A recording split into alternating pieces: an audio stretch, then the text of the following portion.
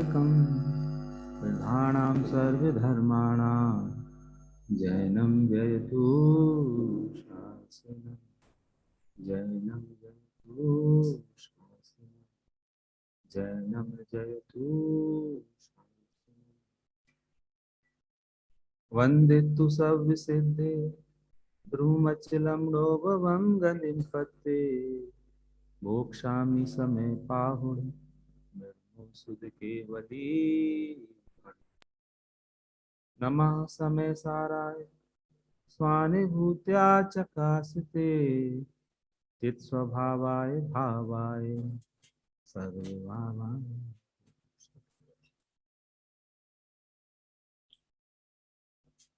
ग्रंथाधिराज समय सार जी विराजमान है।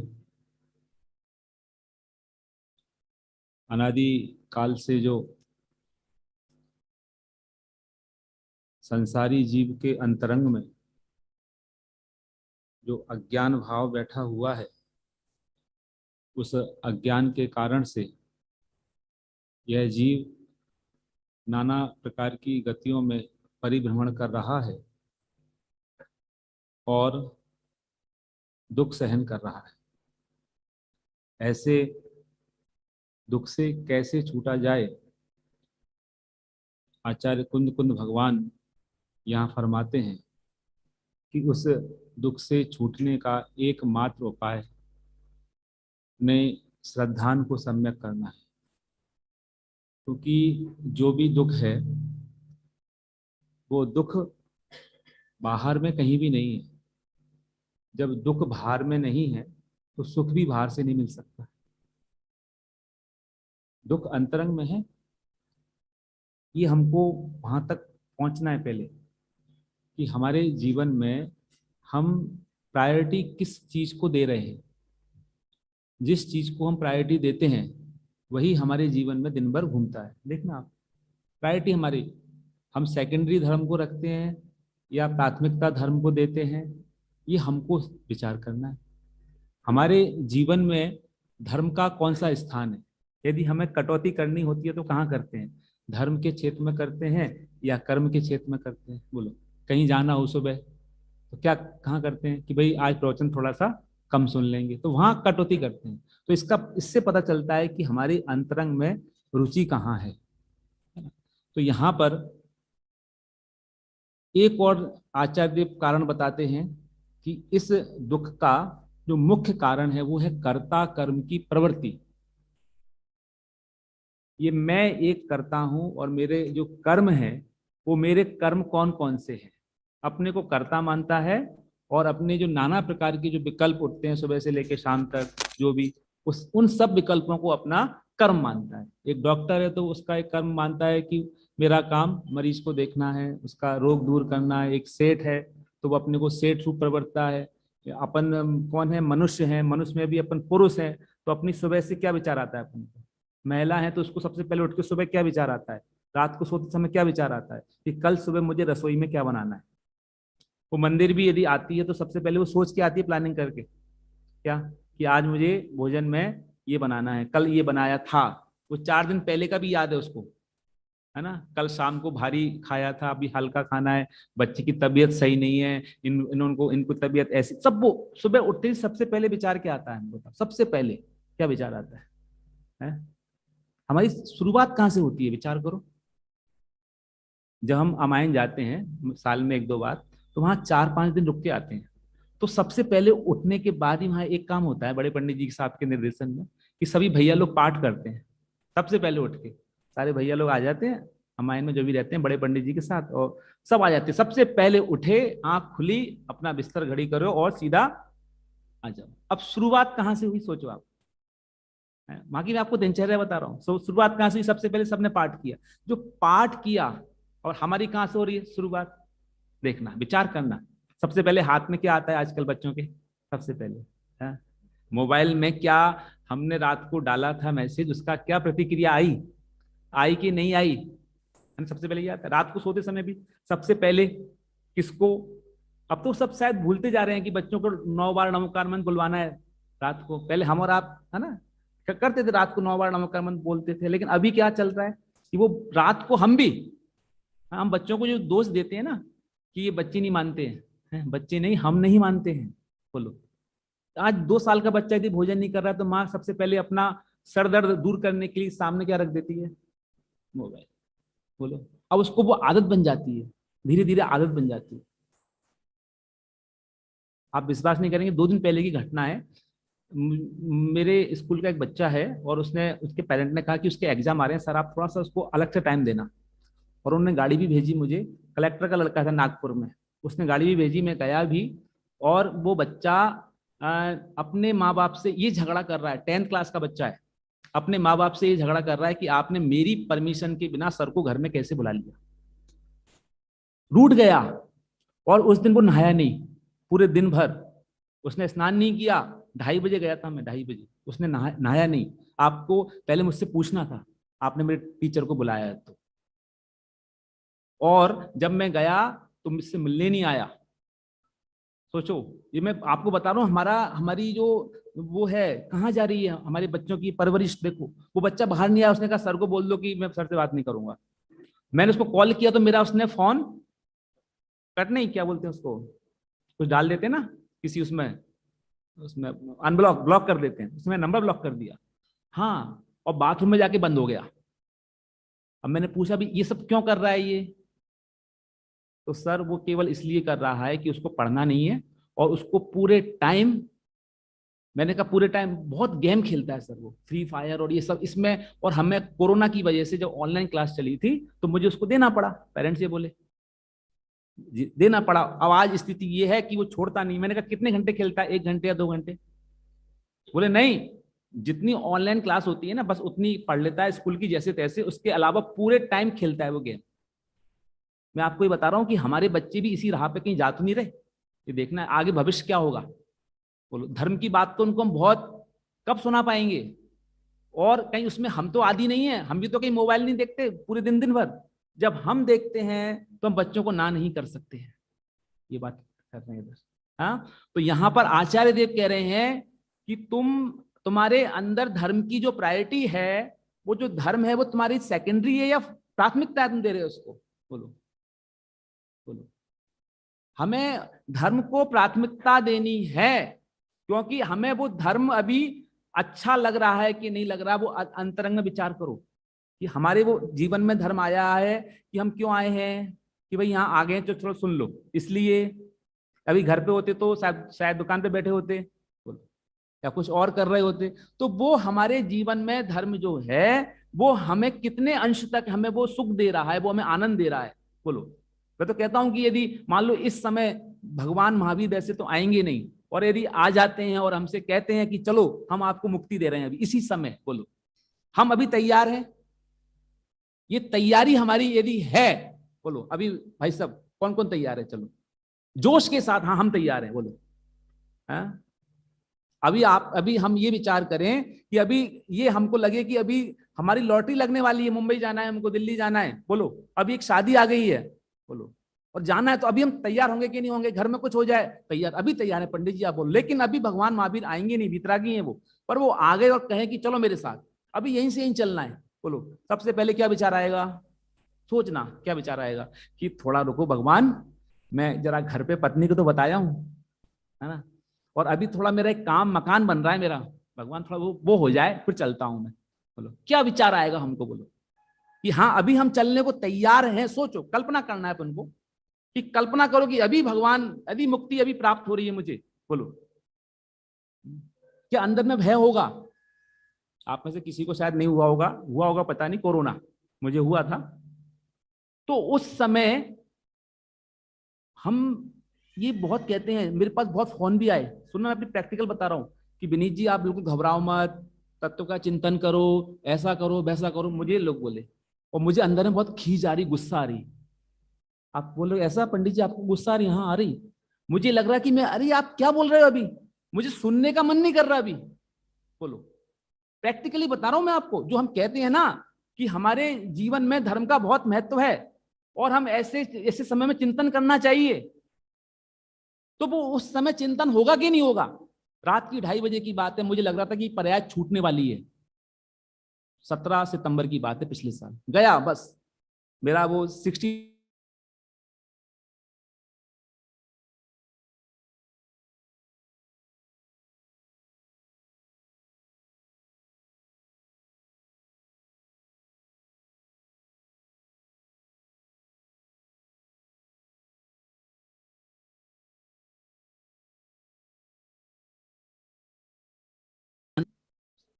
घबराहट हुई है कभी? ये अंतिम क्षण हो सकता है ना, हो सकता है ना, कल सुबह हो या ना हो सकता है ना। तो हमारी अंतरंग में, हमारी अंदर में तैयारी कितनी है, ये आप लगाओ। हम बात सहजता की करते हैं, अंदर में सहज कितने हैं बोलो? सहज है बोलो? इसको भी जान लो, इसको भी जान लो, इसको भी जान लो, इसको भी जान ले, अंदर में आनंद है।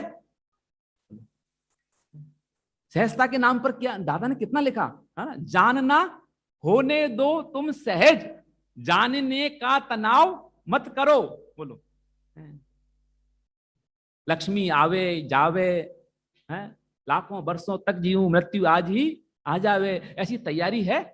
कोई कितना भी है ना 60 साल का भी हो ना, 55 साल का भी हो ना, तो उसको देखना, उसको अपने आप में, मुझे आज क्या लगता है, मैं लड़का हूं, कोई मुझसे अभी मेरी पत्नी को थोड़ी तकलीफ होती है, कोई मुझसे मेरी उम्र का अंकल बोल देता है, तो मुझे नहीं होती, उसको होती है कि तुम कोई अंकल दिख रहे हैं, ये क्या है दम है इसमें? इसको मैं स्वीकार करूं ना कि मैं 40 साल का हो गया हूं, इसको मैं स्वीकार करूं ना। बड़े पंडित साहब कहते हैं ना बाबा जी, बाबा जी किसका नाम है? बाबा जी। बोले अब तुम इस बाजी के नहीं हो, बाबा जी दूसरी बाजी के बाबा जी, है ना, बाबा जी नाम उसका ही है ना। तो हम फ्रेम कितना भी अच्छा लगा लें, लेकिन आंखें तो कमजोर है ना, वो तो कमजोरी को दर्शा रही है ना। ये हमारे बाल सफेद हो गए हैं ना, अब तुम उसको कितना रंग लो, उसको लाल कर लो, गुलाबी हरे कैसे कैसे होते हैं आजकल बोलो, लेकिन अंदर में तो पता आ गया ना कि अब तुम्हारा बुढ़ापा, ये पर्याय छूटने वाली है, ये पर्याय छूटने वाली है, इससे पहले मैं अपना काम कर लूं। पर्याय छूटेगी, मैं नहीं छूटूंगा, ज्ञान नहीं छूटेगा बोलो। ऐसा अंदर में वो आनंद, अंदर में वो उल्लास जो गुरुदेव श्री की वाणी में जो आता है बोलो, है वो ऐसा बोलो। ये विचार करना, यहाँ पे आचार कर्ता कर्म अधिकार की मैं ये कलश लेने वाला हूं 46 नंबर का, जिसमें आचार्य देव फरमाते हैं, वो अज्ञानता को मिटाते हैं कि जो हम कर्तत्व का चोला ओढ़ के बैठे हैं, इस कर्तत्व के कारण ही मुझे दुख हो रहा है, मुझे तकलीफ हो रही है, इस कर्तत्व के कारण ही बोलो।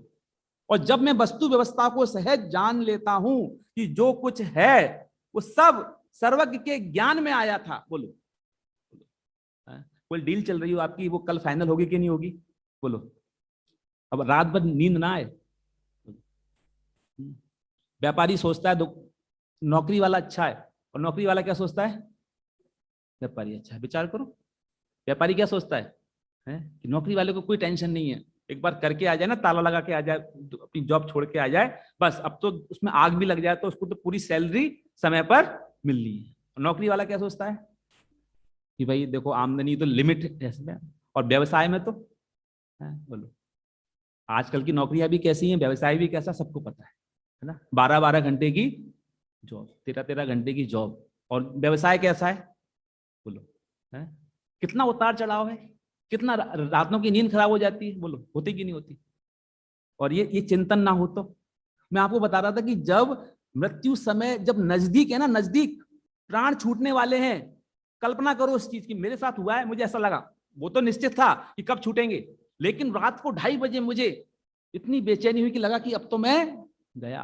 और मुझे उसके पहले 3-4 दिन पहले कॉल भी आने लगे बहुत लोगों के, या घबराओ मत घबराओ मत और चिंतन करो। मैंने कहा, अंदर में गुस्सा आया कि तुम चिंतन की बात करो, मेरे यहाँ तकलीफ कितनी हो रही है, सांस लेने में तकलीफ हो रही है, मुझे ऐसा लग रहा था कि ये लोग बकवास कर रहे हैं। सोचो, वो धर्म की बातें कह रहे हैं और मुझे क्या लग रहा है, बकवास। स्थिति है ये, हम अंदर में टटोले अपने आप को।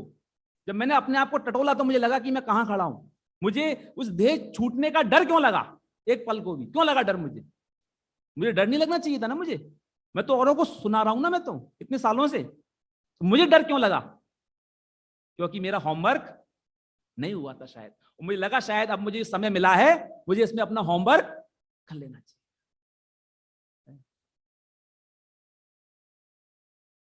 कैलाश सागर महाराज की समाधि देखी हमने खनियादाना में, सुमत प्रकाश जी भी साथ में थे।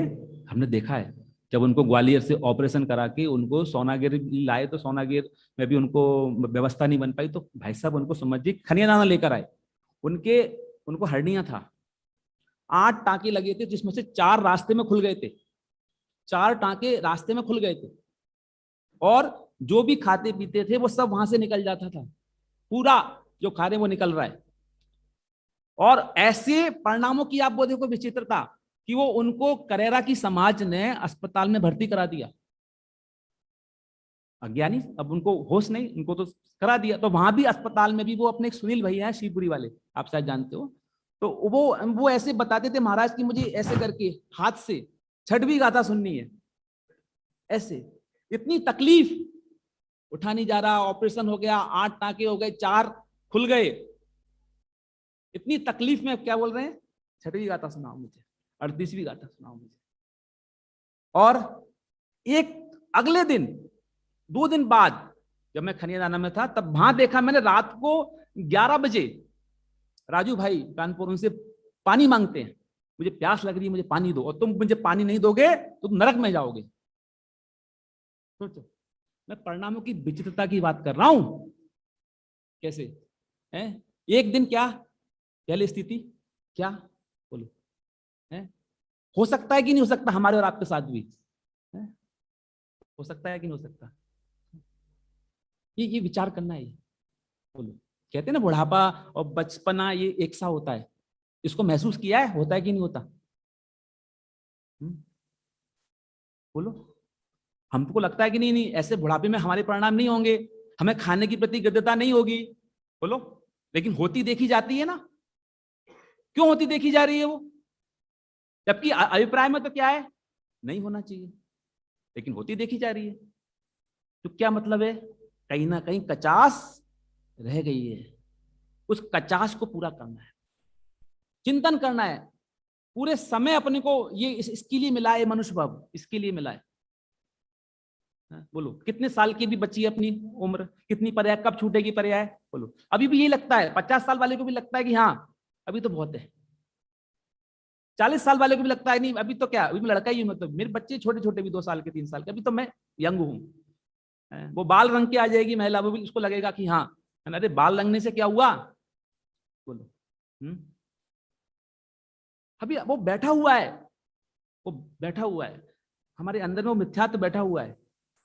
आज से 12 साल पहले इसी प्रवचन हॉल में दादा ने एक बात कही थी, मुझे ध्यान है अच्छी तरह, मैं बोलता हूं अक्सर वो, कि जो महिला यहाँ पर वो जो शिविर में आ गई है, जो सास ससुर शिविर में आ गए हैं और घर में बहू बच्चों को छोड़कर आ गए हैं, दादा ने बोली थी बात, अब वो सास घर पे फोन लगाती है कि सब घर में अच्छा चल रहा है कि नहीं, तो उसे क्या सुनना है, मम्मी नहीं कुछ भी अच्छा नहीं चल रहा, हमें तो आपकी बहुत याद आती है। और बहू ये बोल दे, नहीं नहीं मम्मी सब अच्छा चल रहा है, अब अरे मेरे बिना अच्छा चल रहा है? ये कैसे हो सकता है? मैं यहाँ अच्छा यही चाहती थी ना, तो मैं यही रहूं, है ना, मेरे बिना अच्छा चल रहा है। मतलब वो खुश, हमें ये अंदर में कई देखा है हमने, घर घर में देखा है कि बहुएं कहती है सास को, माता जी आप मत आओ ना, हम करने वाले हैं ना, हम सब कर देंगे आपके लिए, नहीं, लेकिन उनको फिर भी कर्तव्य पढ़ाया करेंगे, अपनी आंखों से देखेंगे सही हो रहा है कि नहीं हो रहा। बोलो, ये क्या है ये? क्योंकि हमें अंदर में आचार्य कह रहे हैं कि ये जो कर्तव्य का भूत जब तक नहीं उतरेगा, तब तक हमको धर्म की बात अंदर में सुन तो लेंगे पर ग्रहण नहीं होगी, सहजता नहीं आएगी, वीतरागता का अंश भी नहीं आएगा। और उस वीतरागता का अंश लाने के लिए बहुत आवश्यक है कि हमारा चिंतन प्रॉपर होना चाहिए। केवल एक समय का चिंतन काम नहीं करेगा, हर समय का वो चिंतन होना चाहिए। अपन पढ़ते हैं, ये 46 नंबर का कलश है, बहुत सुंदर कलश है। अथ जीवा जीवावेव कर्तरी कर्म वेशेण प्रविशतः, प्रविशतः 2 के लिए आता है ना, तीतः अंति, इसमें संस्कृत में तो यहाँ तः माने 2 लोग, है ना, प्रविशतः, एक जो कर्ता है, ठीक है, वही क्या कह रहे हैं, एक जो जीव अजीव ही कर्ता कर्म के वेश में प्रवेश कर रहे हैं। कौन कर रहा है? कि जो जीव अजीव, जीवा जीवेव, जीव अजीव ही कर्ता कर्म के वेश में प्रवेश कर रहे हैं। ऐसा यहां पर भाव ये लिया। यहां पर अभी यहां पर छंद पढ़ते हैं अपन। एकः कर्ता चिदहम ये में कर्म को पादयोमि इत्यज्ञानां शमयदवितः कर्तृकर्मा प्रवर्तिम ज्ञान ज्योति स्फुरति परम उदात्तम अत्यंत धीरम साक्षात कुर्वन् निरुपदि पृथक द्रव्य निर्भासी विश्वम।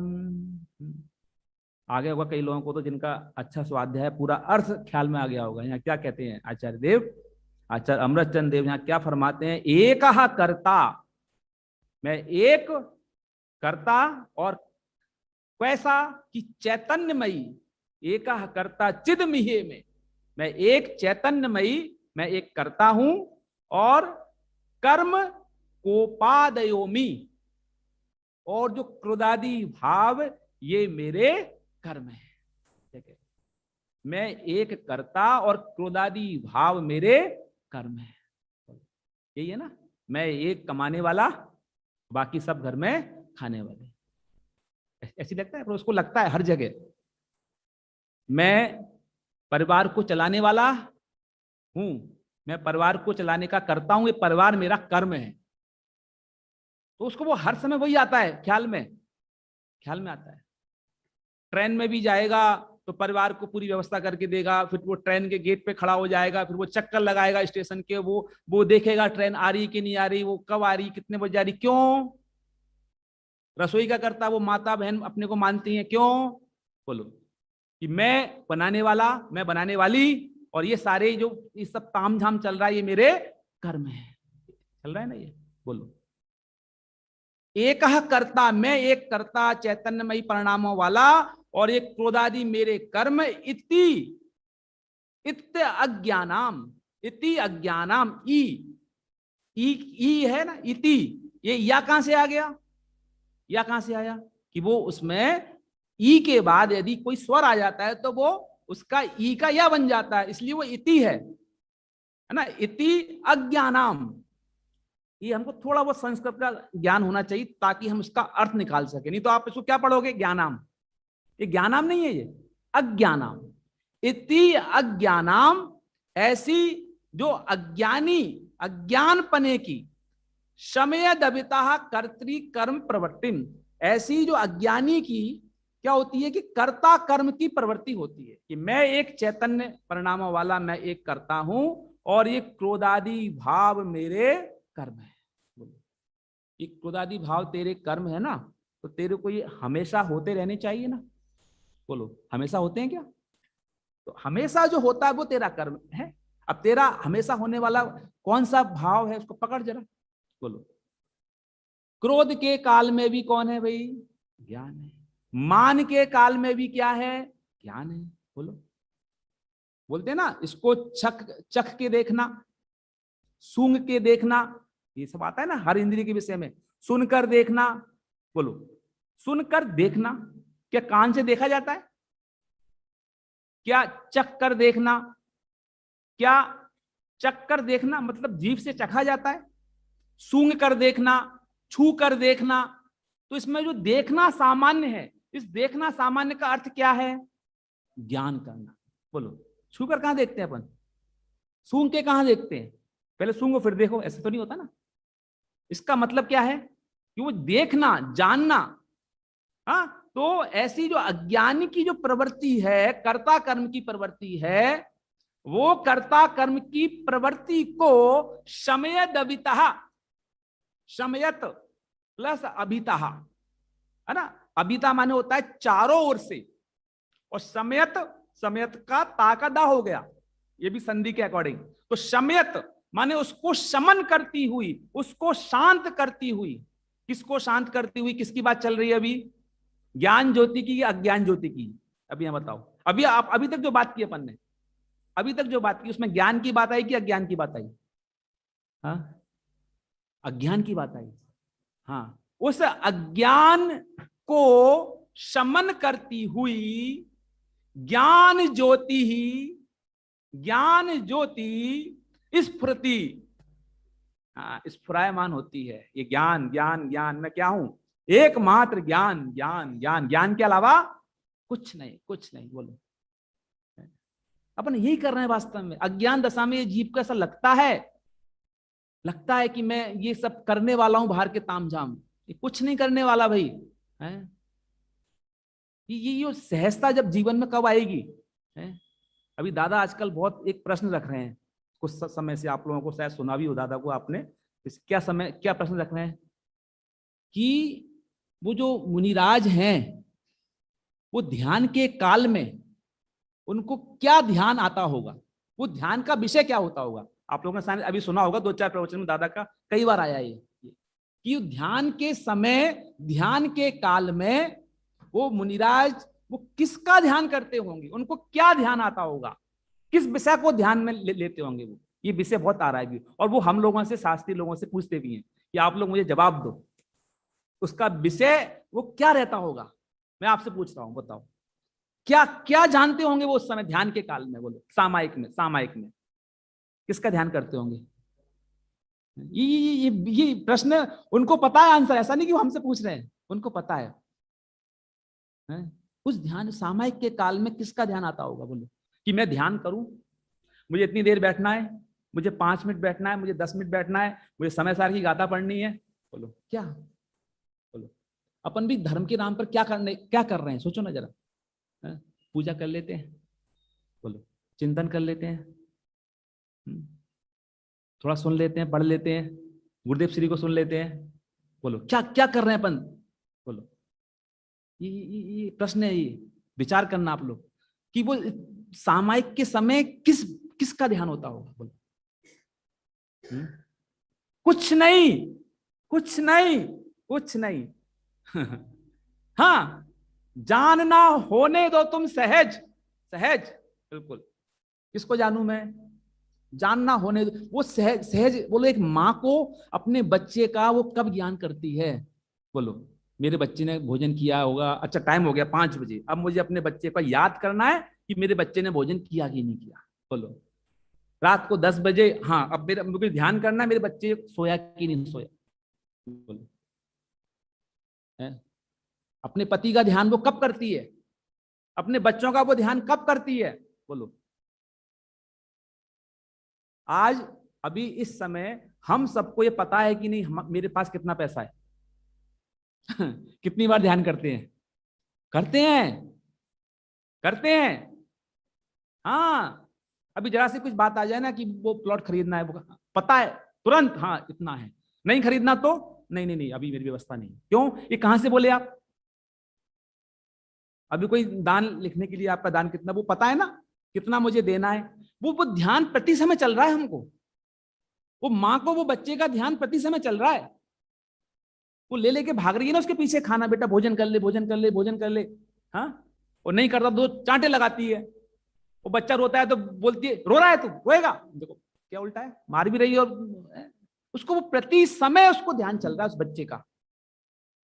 हमें अपने व्यापार का, अपने बैंक बैलेंस का अभी पता है आपको, आपके अंदर में जो जो खुशी है ना, खुशी या दुख है, चेहरा चेहरा सबका बताता है ना, खुश है क्या दुख है।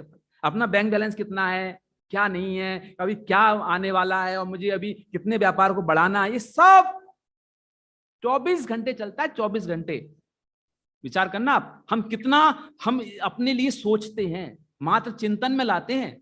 कितना समय लाते हैं चिंतन में, ये जो पढ़ते हैं उसका चिंतन। तो ध्यान ऐसे होता है, ध्यान बैठकर नहीं होता। ध्यान सहज होता है, और वो कब होता है कि जहां अंतरंग में रुचि होती है वो वहां सहज सहज होता है। तो उनको उसके लिए प्रयत्न नहीं करना पड़ता, प्रयत्न नहीं करना पड़ता। पहले वो आता था ना, एक फोटो आता था जिसमें डॉट डॉट डॉट बने रहते थे, और महावीर भगवान को ढूंढो उसमें देखते थे अपन, तो एकदम से नहीं दिखता था, है ना। फिर जब उसको अपन ध्यान से एक बार देख लेते थे तो फिर आराम से, हाँ एक बार में। अभी टाइम लगा, फर्स्ट टाइम पहली बार में टाइम लगा, दूसरी बार में कम टाइम लगा, तीसरी बार में और कम टाइम लगा। बस ये अंतर होता है ज्ञानी और अज्ञानी में, उसको अंदर जाने में कितना टाइम लगता है। क्रोध करना ये बुरा नहीं है, तुम क्रोध को छोड़ते कितने समय में हो। कोई तो क्रोध को लेके बैठ जाता है ना, और बाहर में बहुत हंस रहा है, आपको लग रहा है बहुत खुश है, तो वाह आनंद है इसको तो जीवन में, लेकिन अंदर में वो कितनी कौन कौन सी पुरानी बातें पकड़ा हुआ है, बोलो है। हम सब 6 महीने पहले वहां गए थे और वहां उन्होंने हमसे ऐसा कहा था और वो हमको अभी तक याद है। सोचो ये क्या, उन्होंने हमको पूछा नहीं, बोलो ये भूतकाल की बातें कितनी सारी याद है, बोलो। नहीं साहब वो 6 महीने पहले की बात थी ना, तू 6 महीने से उसको लेके बैठा है बराबर, 6 महीने से बराबर लेके क्यों बैठा तू उसको। साहब हम तो मंदिर बहुत अच्छे परिणामों से आ रहे थे, वो सामने हमको दिख गए ना, तो हमको वही बातें याद आ गई, वही बातें याद आ गई। क्यों आ गई भाई, क्यों आ गई। इसका मतलब है कि तूने उन बातों को अभी तक तू चिंतन कर रहा है, हर समय चिंतन कर रहा है, टेढ़ी निगाह से चिंतन कर रहा है, टेढ़ी निगाह से देख रहा है। क्रोध करना उतना बुरा नहीं है, समझ आया। वो उसको अंदर में उसको स्वीकार करो, अपनी कमी को स्वीकार करो। मोक्ष फल प्राप्त है, फलम निर्पान्ति स्वाहा, बोलो मोक्ष चाहिए। रविन्द्रनाथ टैगोर का नाम सुना होगा आपने, उन्होंने एक चैप्टर लिखा है, उनको नोबेल पुरस्कार मिला, कौन सी पुस्तक के लिए, गीतांजलि के लिए। और गीतांजलि में उन्होंने एक टॉपिक लिया, मोह।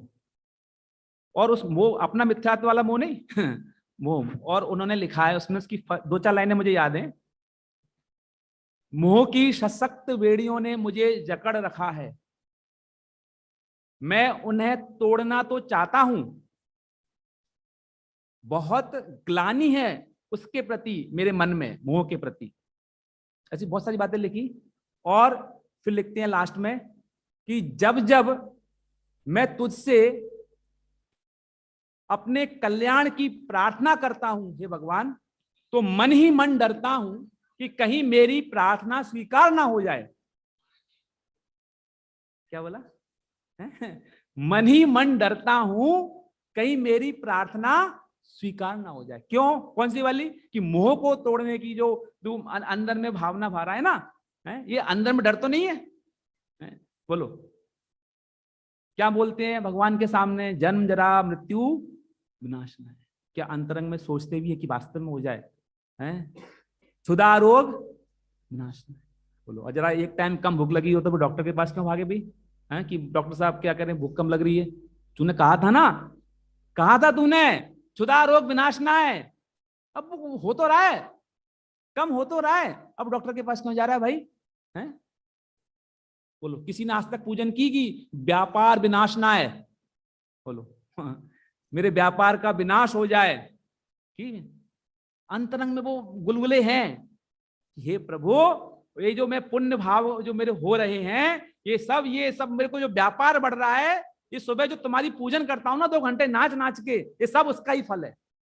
ये और मजा अंदर में वो ये लग रहा है कि हाँ छूट जाए, कल छूटे तो आज छूट जाए। बोलो, अंदर में उसके प्रति वो गुलगुले हैं तेरे अंदर, लगता है व्यापार बढ़े, हाँ लगता है बच्चे की शादी नहीं हुई, बढ़िया शादी हो जाए, घर बन जाए।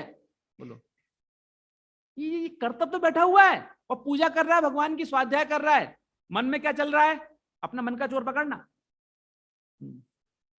साहब हमने वो सुना है कि जो ऐसा करते हैं, स्वाध्याय करते हैं, पूजा करते हैं, वो उनका पुण्य बहुत बहुत अरे कहाँ उलझ गया भाई, हाँ पुण्य निर्वांछक कोई होता है, हाँ तो फिर अच्छा है, आज से हम कुछ चाहेंगे भी नहीं, है ना, क्योंकि निर्वांछक को होता है रे भाई ये भी नहीं। हाँ, हाँ देखो वास्तव में किसी को सुनाने का सुनने का कोई मार्ग है नहीं, वास्तव में तो एक व्यवस्था है। बाकी देखा जाए तो धर्म अपने अंतर के परिणामों का नाम है बस। हमारे 1 साल परिणाम पहले जैसे थे आज भी वही है, तो हमने वहीं के वहीं खड़े हैं। हमारे 10 साल पहले वहीं थे, आज भी वही हैं, उससे भी ज्यादा कसाई कर रहे हैं, उससे भी ज्यादा अंदर में मिथ्यात्व पल रहा है, पर पदार्थों के प्रति, भोग के प्रति, हमारी शरीर के प्रति। आसक्ति बढ़ती जा रही है, कम होनी चाहिए ना। यदि वो कम नहीं हो रही है, बढ़ती जा रही है, तो समझ लो हम कहाँ खड़े हैं। बस विचार करो अपना अपना। देखो इसको पूरा करते हैं अपन, समय हो गया। ज्ञान ज्योति स्फुरति परमोदात्त अत्यंत धीरम। वो जो ज्ञान ज्योति है वो कैसी है? परम उदात्त है और अत्यंत धैर्यवान है, अत्यंत धीर है वो ज्ञान ज्योति। वो ज्ञान ज्योति किसके पास है? हाँ हाँ, मेरे पास नहीं, मैं ही हूं। मेरे पास का मतलब तो होता है कि मैं अलग हूं, मेरे पास नहीं, नहीं, मैं ही हूं वो ज्ञान ज्योति, मैं ही हूं। और उदात्त, उदात्त कैसी उदात्त वो नीचे बताएंगे अभी। अत्यंत धीर, धीर और वीर में अंतर समझते हैं ना? धीर क्या होता है? जो दुश्मन पर प्रहार कर सके वो वीर होता है, और जो दुश्मन के प्रहार को सह सके वो धीर होता है। तो ये आत्मा कैसा है? धीर, परम उदात्त, उदार। कितना उदार कि तीन लोक, तीन काल के पदार्थ एक साथ एक समय में आए। बोलो, मर जाऊंगा मैं तो, इतना है, इतना ज्यादा सब आ जाएगा तो कैसे जानूंगा, कैसे जानूंगा, कैसे जानूंगा? कुछ नहीं, व्यवहार से आएगा वो तो, निश्चय से तो अपनी आत्मा को ही जानेगा। तो ऐसा परम उदात अत्यंत वो ज्ञान ज्योति मेरे पास है। वो कब से है? कब से है? अनादि काल से है। कब तक रहने वाली है? अनंत काल तक रहने वाली है। आज सुबह बात आई थी ना, चार बातें। ज्ञान ज्ञेय से नहीं होता, ज्ञान प्रकाश से नहीं होता, ज्ञान इंद्रियों से नहीं होता, ज्ञान ज्ञान के क्षयपसम से भी नहीं होता, ज्ञान ज्ञान के सामान्य पने से होता है। उसको पकड़ना है। ये इंद्रिय ज्ञान तो पराधीन ज्ञान है ना। दादा लेते हैं ना, आपने सुना होगा दृष्टांत कि जिस को मैं सुन सकता हूं, माने कर्ण इंद्रिय से ज्यादा पराश्रित, पराधीन चक्षु इंद्रिय, चक्षु इंद्रिय से ज्यादा पराधीन घ्राण इंद्रिय, घ्राण इंद्रिय से ज्यादा पराधीन रसना इंद्रिय, और रसना इंद्रिय से ज्यादा पराधीन स्पर्शन इंद्रिय। कैसे?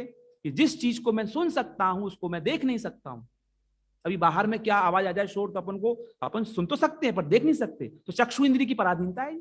और जिसको हम देख सकते हैं दूर से, क्या उसको हम सूंघ सकते हैं? तो चक्षु इंद्रिय से ज्यादा पराधीन कौन होगी? घ्राण इंद्रिय। और घ्राण इंद्रिय जिसको हम सूंघ सकते हैं, क्या उसका हल्का भारी है, उसका सॉरी स्वाद, हाँ, उसको कैसा है, कड़वा है, कसायला है, कैसा है, उसको हम कर सकते हैं कि नहीं? तो उस घ्राण इंद्रिय से ज्यादा पराधीन कौन सी इंद्रिय है?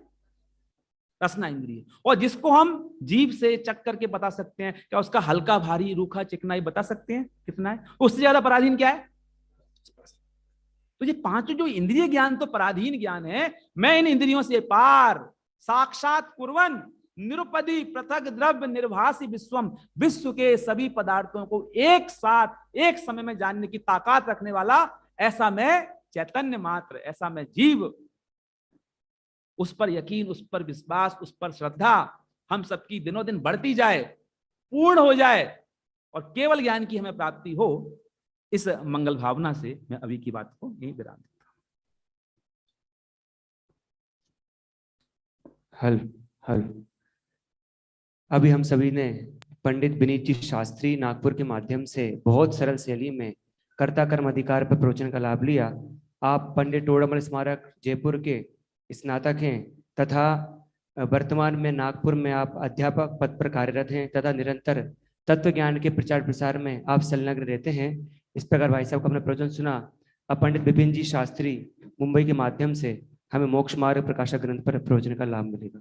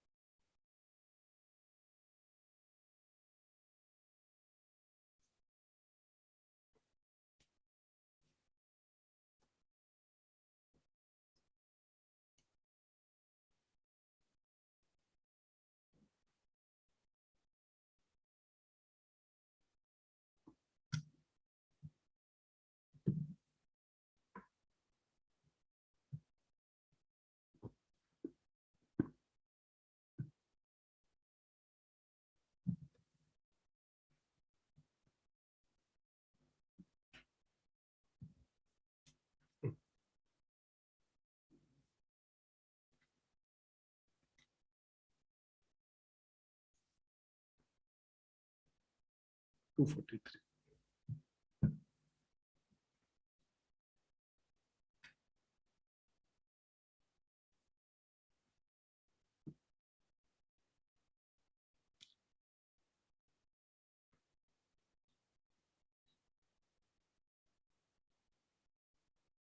जय श्री ओम नमः सिद्धेभ्य। जय श्री ओम नमः सिद्धेभ्य।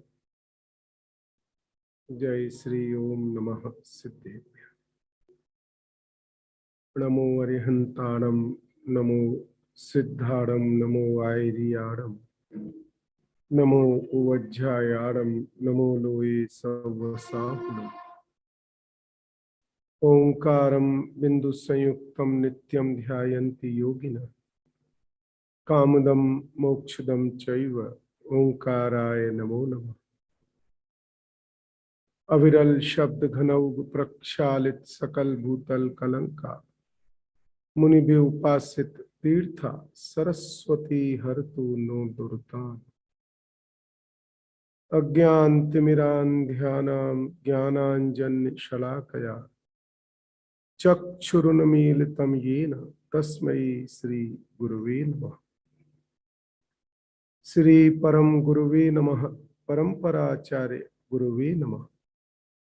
सकल कलुष विध्वंसकम श्रेयसां परवर्धकम धर्म संबंधकम भव्य जीव मनः प्रतिबोधकारकम पुण्य प्रकाशकम पाप प्रणाशकम इदम शास्त्रम श्री मोक्ष मार्ग प्रकाशक नाम ध्येयम्। अस्य मूल ग्रंथ कर्तारः श्री सर्वज्ञ देवा। तदुत्तर ग्रंथ कर्तारः श्री गणधर देवा। प्रतिगणधर देवा तेषां वचनानुसार मासाद्य आचार्य कल्प पंडित टोडरमल विरचितम श्रोतारः सावधानतया शृण्वन्तु। मंगलम भगवान वीरो मंगलम गौतमो गणी मंगलम कुंद कुंदाद्यौ जैन धर्मोस्तु मंगलम। सर्वमंगल मांगल्यम सर्व कल्याणकारकम प्रधानम सर्वधर्माणां जैनम जयतु शासनम।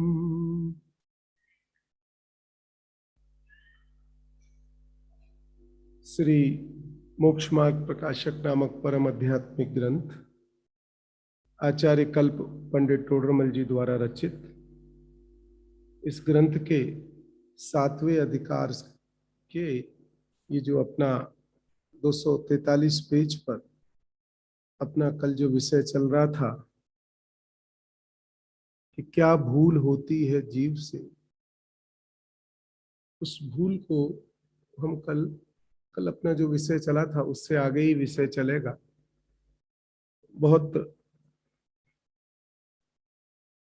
माने ये ऐसी चर्चा है, अगर इसको हम डोडल जी दूसरे रूप में समझें कि जिस भूल की हम चर्चा कर रहे हैं अभी, ध्यान से समझना किरण भाई, जिस भूल की हम अभी चर्चा कर रहे हैं वो भूल अनंत बार समवसरण में जाके पकड़ में नहीं आई। अब ध्यान से बात को समझना, नहीं आई समझ में बात। जिस भूल को हम समझ, दिलीप भाई, जिस भूल को हम यहाँ समझने को, जो भूल पंडित टोडरमल जी हमें बता रहे हैं वो भूल अनंत बार समवसरण में जाकर के हमारी पकड़ में नहीं आई, भगवान की वाणी में नहीं, ऐसा नहीं, हमारी पकड़ में नहीं आई। एक बात, वो भूल साक्षात मोक्ष का उपाय करने पर भी, सिद्धेश जी, साक्षात मोक्ष का उपाय करने पर भी वो भूल पकड़ में नहीं आई। न्याय समझना, अभी उसी भूल की चर्चा कर रहे हैं ना। किस भूल की चर्चा कर रहे हैं अपन? साक्षात अनंत बार मोक्ष का उपाय करने पर भी वो भूल समझ में नहीं आई, द्रव्यलिंगी मुनिराज बने ना। तीसरी बात, समस्त जिनागम का पाठी होने पर भी, तीन ही चीजें हैं ना उत्कृष्ट, 11 अंग और द्वादशांग में से 11 अंग और 9 पूर्व के पाठी मिथ्यादृष्टि जीव अनंत बार होते हैं। उतना द्वादशांग के पाठी होने पर भी वो भूल समझ में नहीं आई। कौन सी भूल? जो भूल अब मुझे समझ में, जिसको अभी समझने का प्रयत्न कर रहा हूं। अब ये क्षण हमारे लिए कैसा है ये बताओ, ईमानदारी से सोचो, बहुत ईमानदारी से सोचो। ये जो अपने को, जो वर्तमान अपना जो अभी क्षण है कि क्यों मोक्ष मार्ग नहीं हुआ, ईमानदारी से मोक्ष मार्ग का पूरा पुरुषार्थ किया, पूरी ईमानदारी से किया। कोई स्वर्ग की इच्छा नहीं थी, एकमात्र धर्म बुद्धि से मोक्ष का पुरुषार्थ किया था, कोई वांछा नहीं थी। यही तो कल अपना, मैं आज कल वाला दोहराना नहीं चाहता हूं, कोई वांछा नहीं थी रमेश भाई, पूर्ण ईमानदारी से धर्म बुद्धि से मोक्ष के लिए ही पुरुषार्थ किया था। पर उस पुरुषार्थ में कौन सी सूक्ष्म भूल रही, वो अनंत बार समव शरण में जाकर के भी समझ में, पकड़ में नहीं आई। जो अब मुझे पंडित टोडरमल जी के निमित्त से, जिनवाणी के आश्रय से जो अब मुझे समझ में आ रही है। तो अब इस अभी तक अनादि से लेके आज तक के समयों में सर्वश्रेष्ठ समय बोलो डोडल जी कौन सा हुआ? भगवान के समो शरण में गया वो सर्वश्रेष्ठ समय रहा। अनंत बार मुनि दीक्षा लेके 9वें ग्रहविक तक गया वो सर्वश्रेष्ठ समय रहा। द्वादशांग का या 11 अंग 9 पूर्व का पाठी रहा वो सर्वश्रेष्ठ समय रहा, कि आज वाला समय सर्वश्रेष्ठ है। न्याय समझना बात, इसलिए कमजोर होके यहां मत बैठना, क्योंकि अब हम जो हमने सच्चा सुख हमने प्राप्त नहीं किया, वो हमारी क्या सूक्ष्म भूल रही है, वो हमें आज हमारी भवितव्यता से, हमारी काल लब्धि से, जिस प्रकार से भी निमित्तों को हमें याद करना हो तो याद कर लो, कोई बुराई नहीं है उसमें, क्योंकि उनकी अपना, उन निमित्तों का भी, उस जो बोलते हैं ना 5 समवाय में, उनका भी बराबर यथार्थ, उसका भी ज्ञान करना अनिवार्य है, उसमें कोई बुराई नहीं है। तो ये जो सर्वश्रेष्ठ है, क्या भूल रही है अब अपनी भूल की चर्चा करें। ऊपर क्या लिखा था, पेज आ गया क्या, लगाना पेज,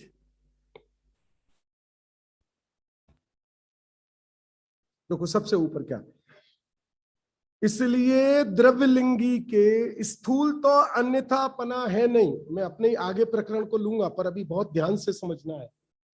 आगे मिला इसमें, हाँ, इसलिए द्रव्यलिंगी के स्थूल तो अन्यथापना है नहीं, सूक्ष्म अन्यथापना है, सो सम्यक दृष्टि को भाषित होता है। क्या है, कौन सा अन्यथापना है? सूक्ष्म अन्यथापना है। अब रमेश भाई, सूक्ष्म अन्यथापना पूरे प्रकरण में से क्या निकल करके आया? सूक्ष्म अन्यथापना क्या आया? अब ये नीचे देखो, नीचे की लाइन पे आ जाओ। इत्यादि प्रकार से, मैं पूरा प्रकरण नहीं पढ़ रहा हूं, नहीं तो हमारा वो आगे का विषय रह जाएगा। इत्यादि प्रकार से सूक्ष्म अन्यथापना समझना, भी अपनी भूल को समझने का प्रयत्न करना। इत्यादि प्रकार से किसी परद्रव्य को बुरा जानकर अनिष्ट रूप श्रद्धान करते हैं।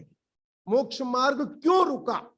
इतने पुरुषार्थ के बाद भी मोक्ष मार्ग क्यों नहीं हुआ? अनंत अनंत पुरुषार्थ के बाद भी मोक्ष मार्ग क्यों नहीं हुआ, वो समझना है। क्या क्यों नहीं हुआ? तो कहते किसी परद्रव्य को बुरा जानकर अनिष्ट रूप श्रद्धान करते हैं। पहली सूक्ष्म भूल। नींद आ रही हो तो आंख खोल लेना।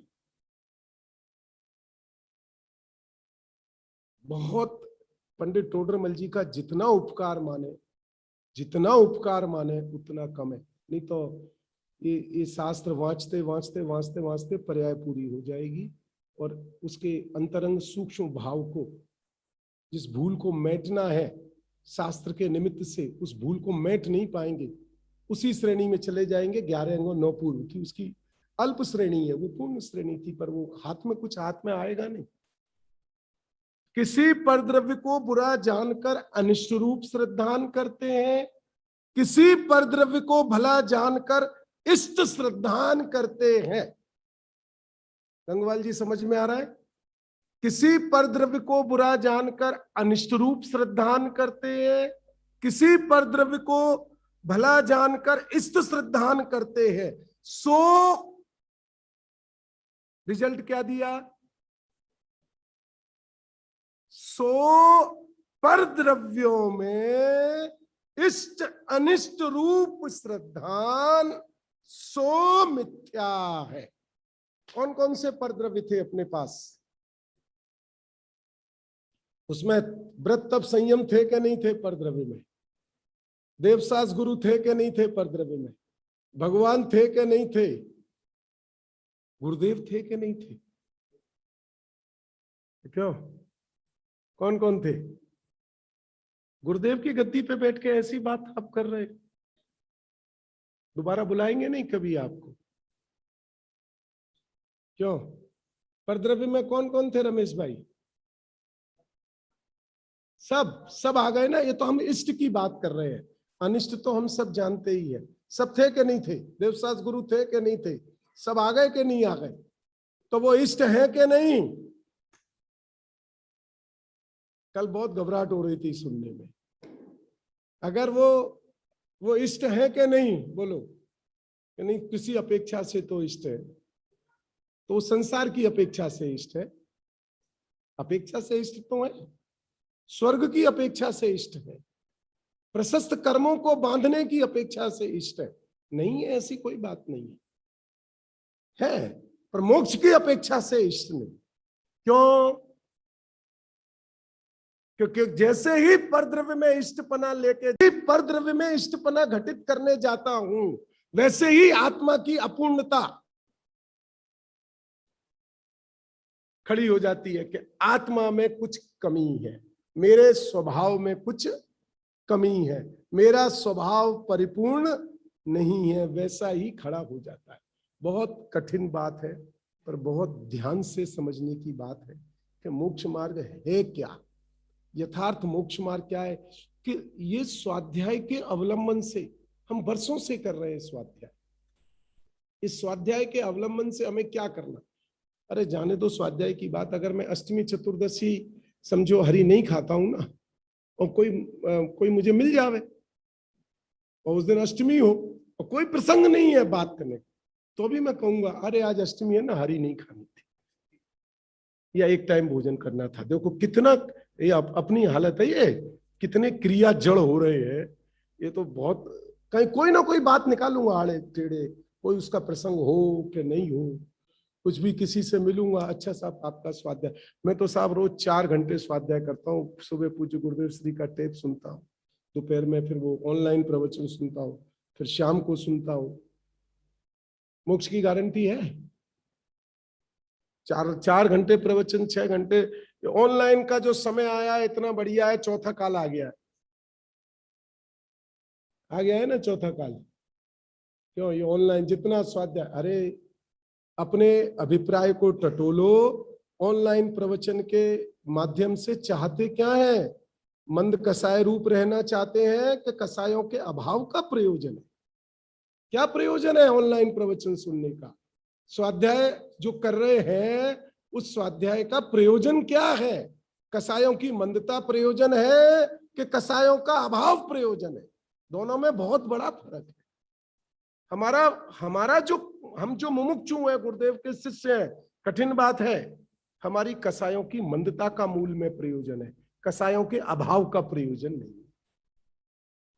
और अगर कसायों के अभाव का प्रयोजन खड़ा नहीं हुआ तो अन्य मत में और हमारे में कोई फर्क नहीं आएगा। अभी आएगी अगली गाथा, तो इसी में है, वो अपन चर्चा करेंगे। तो ये बात समझ में आई क्या? कहां पर कोई भी परद्रव्य इष्ट अनिष्ट भाषित नहीं होना चाहिए। तो बोले कि कैसे संभव है कि इष्ट अनिष्ट भाषित ना हो? ये कैसे संभव है कि ये वस्तु व्यवस्था में ये संभव है। ये तो हमारे अज्ञान से असंभव है, मोह से असंभव है। वस्तु की व्यवस्था में तो परद्रव्य इष्ट अनिष्ट ना हो, ऐसा ही व्यवस्था है वस्तु की। क्षमा करना, मेरे को तेज आवाज में बोलने की हो जाती है। अभिनंदन जी आज सुबह मिल गए, बोले विपिन इतनी तेज क्यों बोलते हो? मैंने कि मैं क्या करूं, वो ऐसा जो भाव अंदर में रहता है तो क्यों। अब न्याय समझना रमेश भाई, बहुत गहरा न्याय है। सिद्ध भगवान क्या कर रहे हैं, न्याय समझना। सिद्ध भगवान क्या कर रहे हैं, ज्ञान है ना। तो उनको वीतरागता है कि नहीं? उनको वीतरागता कितनी है? कितनी वीतरागता है? पूर्ण वीतरागता, पूर्ण ज्ञान, पूर्ण दर्शन, पूर्ण चाणित, पूर्ण वीतरागता। तो वो जो पूर्ण वीतरागता है, उसका आधार क्या है, उसका आश्रय क्या है?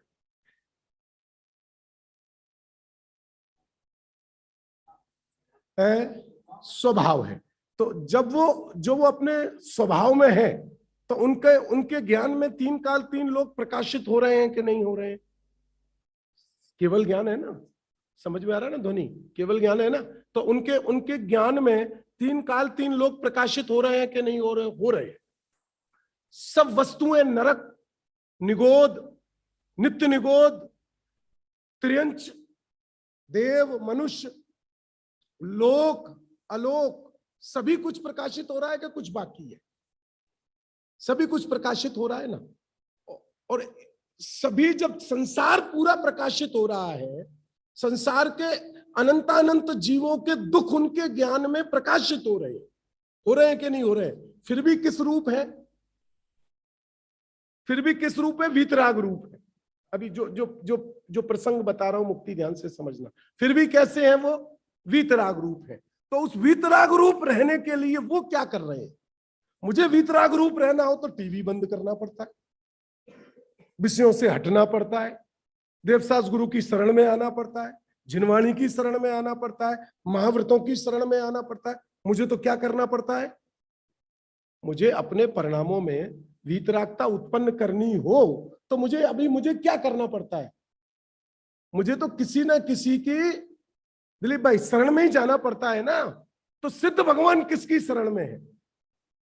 और पूर्ण वीतरागता है। इसका अर्थ क्या निकला? अब इसका ध्यान से अर्थ समझो विनीत जी, बहुत बढ़िया अर्थ है। क्या है कि वो जो संसार है, संसार का स्वरूप वीतरागता का ही उत्पादक है। नहीं समझ में आई? अभी जल्दी से बैठेगी नहीं, इसके लिए बहुत अभ्यास चाहिए। संसार का स्वरूप माने वो संसार नश्वर है, वो स्वरूप नहीं। संसार का जो स्वरूप है, प्रत्येक द्रव्य का जो स्वरूप है, वो वीतरागता का ही उत्पादक है, राग का उत्पादक है ही नहीं। अगर वो राग का उत्पादक हो तो सिद्ध भगवान को वीतरागता नहीं हो सकती है, राग होता है, राग होता। अब दूसरी बात, मुझे क्यों राग होता है? क्योंकि मेरे को वो संसार के स्वरूप से वीतरागता, मैंने तो अज्ञान भाव, मोह भाव को ग्रहण कर रखा है, और वो अज्ञान भाव और मोह भाव वो राग और द्वेष और कसायों को उत्पन्न करता है।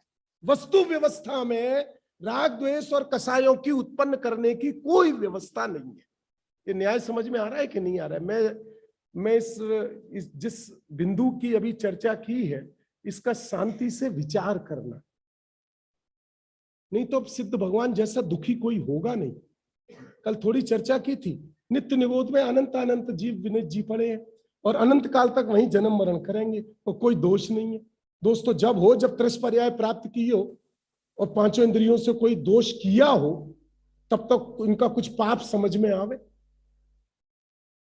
काठी जी नित्य निगोद से निकले हो और ये संगी पर्याय प्राप्त की हो, अथवा कोई भी पर्याय प्राप्त की हो और उसमें पांचों पापों के निमित्त से कुछ किया हो और फिर वापस चले गए हो, तो समझ में भी आवे कि इस दोष के फल से फिर अनंत, पर वो तो निकले ही नहीं। और वो सिद्ध भगवान के ज्ञान में आ रहे हैं कि नहीं आ रहे हैं, कि जो अनंत अनंत जीव नित्य निगोद में ही है, नित्य निगोद में ही रहेंगे, अनंत काल बाद भी वहीं की वहीं रहेंगे, कभी त्रिस्पर्याय को प्राप्त नहीं करेंगे।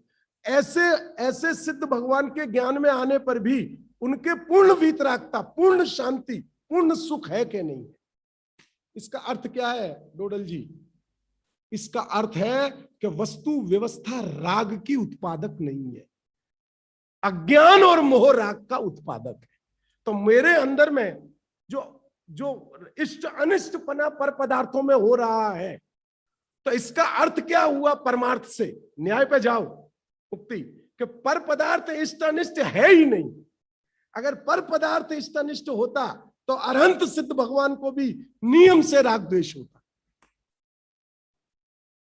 तो मुझे राग द्वेष क्यों है? क्योंकि मेरी दृष्टि वस्तु व्यवस्था पर नहीं, मेरी दृष्टि मोह से आच्छादित है, अज्ञान से आच्छादित है।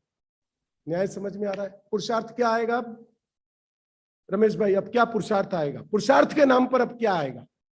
कि पर पदार्थ में इष्ट अनिष्टपना नहीं करूं। तुम ऐसा कर ही नहीं सकते कि तुम पर पदार्थ में इष्ट अनिष्टपना नहीं करो, ऐसा संभव ही नहीं। क्योंकि कर्तापने से मैं नहीं करूं, ये संभव ही नहीं है, क्योंकि विकल्प नियम से इष्ट अनिष्ट रूप ही होता है। सिद्धेश जी थोड़ी सी इसकी सूक्ष्मता और इसकी गहराई समझते चलो। जो विकल्प होता है वो नियम से इष्ट अनिष्ट रूप ही होगा, वो रागद्वेष रूप ही होगा। पूज्य गुरुदेव श्री एक बहुत अच्छा दिलीप भाई वाक्य फरमाते थे, लोक में 6 द्रव्य हैं, ये राग का विकल्प है। ईश्वर जगत का कर्ता नहीं है, ये द्वेष का विकल्प है। और जबकि दोनों परम सत्य है। कभी सुना है इस लोक में कितने द्रव्य हैं? 6 द्रव्य है। इसको क्या कहेंगे विनीत जी? ये राग रूप विकल्प है, परम सत्य है। 6 के अलावा 7वां द्रव्य नहीं होता है। तो अभी किसके खाते में गया? राग के खाते में गया। ईश्वर जगत का कर्ता नहीं है। बोलो कर्ता है कि नहीं है? नहीं है, ऐसा नास्ति, यह द्वेष का विकल्प है। गुरुदेव श्री फरमाते हैं, कभी उनके प्रवचनों में कई बार ये बात आती है कि ये द्वेष का विकल्प है। तो माने विकल्प, अब मैं पर पदार्थ को ध्यान से समझना, गंगवाल जी ध्यान से समझना, इष्ट अनिष्टपना छोड़ना है पर पदार्थों में। तो क्या करूं कि मैं पर पदार्थों में देवसास गुरु में इष्टपना नहीं करूंगा और इनमें अनिष्टपना नहीं करूंगा, ये हो ही नहीं सकता है। तुम नहीं करो, ये तुम्हारे हद की बात नहीं है, क्योंकि तुमने अपने आप को विकल्प रूप स्वीकार किया, और विकल्प की भूमि राग द्वेष रूप ही होती है, इष्ट अनिष्ट रूप ही होती है। तो क्या स्वीकार करना पड़ेगा? क्या स्वीकार करना पड़ेगा? वस्तु के स्वभाव को, वस्तु के स्वरूप को, परद्रव्य को भी परद्रव्य के स्वरूप से स्वीकार करना पड़ेगा, और अपने आत्मद्रव्य को भी अपने आत्मद्रव्य के स्वरूप से स्वीकार करना पड़ेगा। तो जैसे ही दोनों द्रव्यों को अपने अपने स्वचतुष्टय, अपने अपने स्वरूप से स्वीकार करेंगे, वैसे ही इष्ट अनिष्टपना अपने आप उत्पन्न ही नहीं होगा। बस यही भूल की, न परद्रव्य को परद्रव्य रूप से स्वीकार किया, न स्वद्रव्य को स्वद्रव्य रूप से स्वीकार किया। इस नहीं किया, इसलिए परद्रव्य में इष्ट अनिष्टपना आकर के खड़ा हुआ। सिद्धेश जी न्याय समझ में आया? कोई मोक्ष मार्ग बहुत कठिन नहीं है, क्योंकि मेरा स्वभाव जानना है, मुझे कहां जोर है इसमें, कुछ करने में जोर है। समझना बात को, कुछ करने में जोर है, जानने में जोर नहीं है, क्योंकि जानना तो मेरा स्वभाव है। एक उदाहरण देके समझाता हूं, छोटी सी बात है। अभी बारिश कल पड़ रही थी ना, तो ये लोग जो सिगरेट बीड़ी पीते हैं ना, तो माचिस से वो जलाते हैं। तो माचिस की तिल्ली होती है ना, क्या बोलते हैं उसको, तिल्ली बोलते हैं ना, तो वो नीचे गिर गई। तो थोड़ा खड्डा था, तो 2-3 इंच पानी था। तो 2-3 इंच पानी में वो कहाँ जाएगी? ऊपर रहेगी कि नीचे जाएगी? ऊपर ही तैरेगी ना, लकड़ी की है ना। कितने इंच पानी में तैर रही है? 3 इंच में, और गड्ढा कितना बड़ा है, इतना सा। अब उसको कोई कुएं में फेंको, तो अब कुआं तो बहुत गहरा है और उसकी लंबाई चौड़ाई भी कम से कम 10 फुट ऐसी 10 फुट ऐसी है। अब उसको कितना जोर लगेगा कुएं में अपने आप को तैराने में। 3 इंच के में तो सहज तैर रही थी, अब कितना जोर लगेगा, नहीं लगेगा। तो फिर उसको भी, यहाँ कौन सी नदी है तुम्हारे नासिक में, गोदावरी नदी है ना, तो वहां ले जाओ। अब उसको कितना पुरुषार्थ करना पड़ेगा तैरने में, कितना पुरुषार्थ करना पड़ेगा भाई साहब। अब उसको बंबई के दरिया में जाके फेंक दो तो इतना विशाल, कितना गहरा समुद्र, उसको कितना पुरुषार्थ करना पड़ेगा तैरने में। क्यों नहीं करना पड़ेगा, क्यों किरण भाई, क्यों नहीं करना पड़ेगा? क्या है आत्मा का स्वभाव, क्या है, जानना। आत्मा का स्वभाव क्या है, जानना। तो परद्रव्य के स्वरूप को जानने में कितना पुरुषार्थ करना पड़ेगा, और स्वद्रव्य के स्वरूप को जानने में कितना पुरुषार्थ करना पड़ेगा?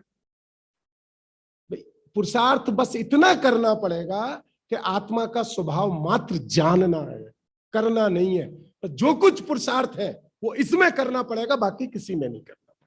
मोक्ष मार्ग इतने से का ही नाम है और इसमें आगे की कोई चिंता की बात नहीं। अब थोड़ा सा प्रकरण और आगे चलते हैं। पर्याय ये समझ में आ गया ना, इष्ट अनिष्टपना बिना, द्रव्य स्वभाव को समझे बिना इष्ट अनिष्टपना नहीं जा सकता है। अब आगे चलते हैं, इसमें कहेगा देखो, तथा ये तो बात अपनी हो गई थी ना, सूक्ष्म अन्यथापना समझ में आ गया। सो परद्रव्यों में इष्ट अनिष्ट रूप श्रद्धांशो मिथ्या है। यहां तक बात स्पष्ट हो गई। इससे आगे चले थोड़ी सी बात।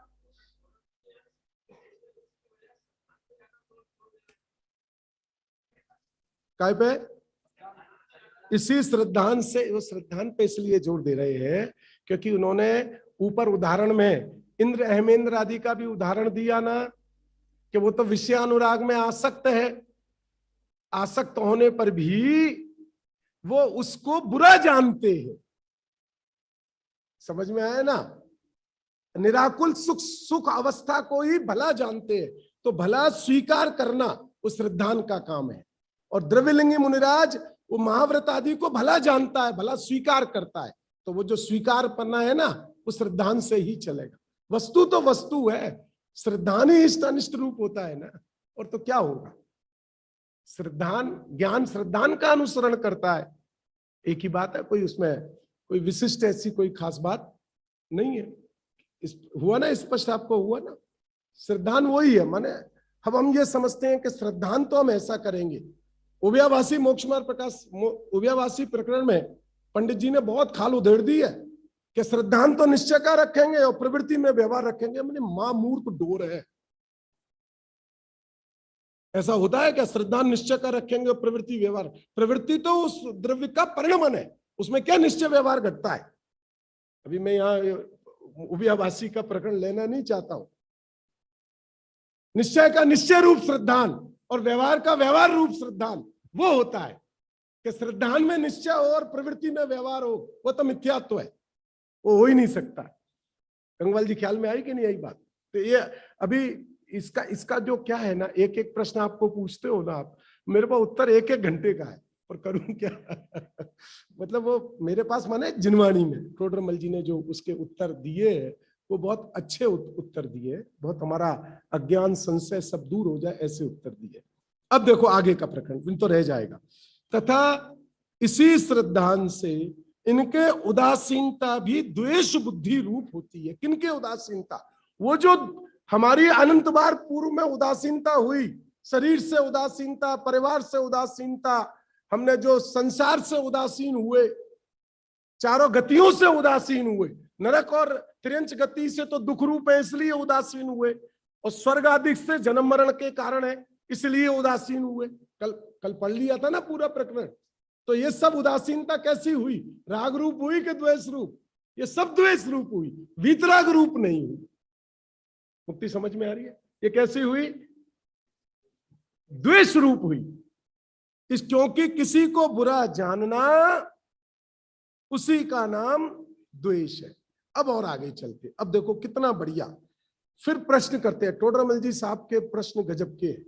फिर प्रश्न करते हैं, कोई कहेगा सम्यक दृष्टि भी तो बुरा जानकर परद्रव्य का त्याग करते हैं। सम्यक दृष्टि विनीत जी क्या करते हैं? भला जान के त्याग करता है कोई? कैसे त्याग करते हैं? बुरा जान करके ही तो सम्यक दृष्टि भी। अरे भावलिंगी मुनिराज सम्यक दृष्टि, द्रव्यलिंगी मुनिराज मिथ्या दृष्टि। अब त्याग तो दोनों ही नहीं किया ना, एक ही संग में है ना। भगवान ऋषभ देव के समय से आ रहा है ना। 10,000 ने दीक्षा ली थी तो इंद्र ने आकर के सावधान किया, आता है ना अपनी कथाओं में, कि या तो निर्ग्रंथ दिगंबर मूल गुणों को और इनको निरतिचार पालन करो, अन्यथा छोड़ दो।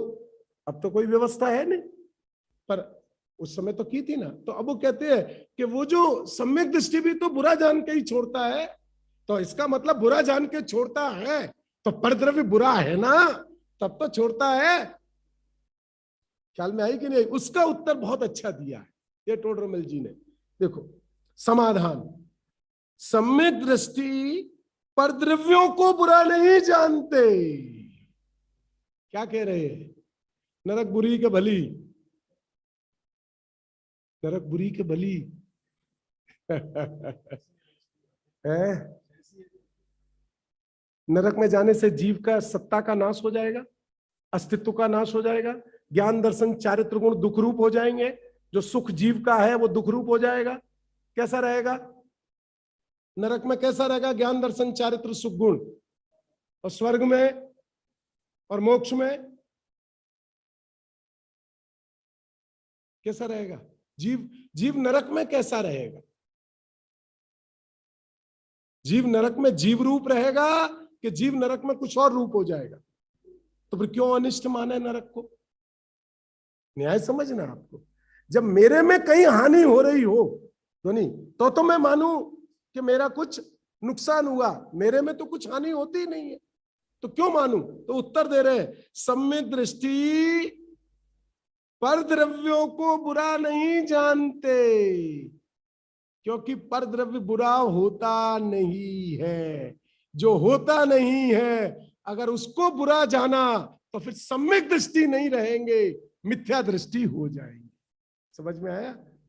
अपने राग भाव को बुरा जानते हैं। किसको बुरा जानते हैं? अब कितना बढ़िया उत्तर दिया। आप राग भाव छोड़ते हैं, इसलिए उसके कारण का भी त्याग होता है। चक्षु इंद्री वाले को क्या दिखता है कि घर छोड़ा, छोड़ा क्या था? घर के प्रति राग छोड़ा था। चक्षु इंद्री वाले को दिखता है कि उपसर्ग हुआ, चक्षु इंद्री वाले को दिखता है तो उपसर्ग में निश्चल रहे, ऐसा नहीं है। उन्होंने शरीर के प्रति राग को छोड़ा था, इसलिए वो निश्चल रहे। ख्याल में आई कि नहीं आई बात? किसको छोड़ा था? राग को, क्योंकि राग भाव को बुरा जानते हैं। तो राग भाव बुरा है कि नहीं है? बोलो। अरे बुरा है। अब क्यों घबरा रहे हो? वो राग है ना, वो राग क्यों बुरा है? क्योंकि वस्तु के स्वरूप के अनुरूप नहीं। ख्याल में आई कि नहीं आई बात? राग कमजोरी का प्रतीक है, तो बोले तो राग वस्तु के स्वरूप के अनुरूप नहीं है, तो राग तो सम्यक दृष्टि को भी होता है।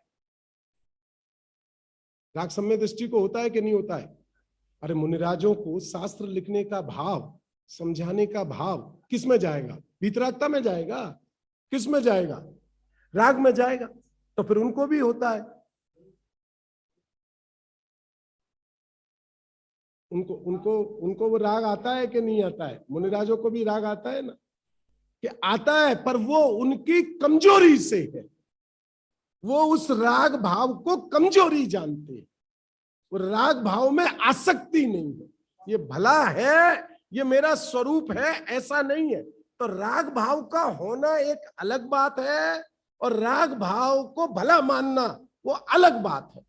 अज्ञानी मिथ्या दृष्टि जीव राग भाव को भला जानते हैं, ज्ञानी सम्यक दृष्टि जीव राग भाव को बुरा जानते हैं। सत्ता में हो तो कोई चिंता की बात नहीं है।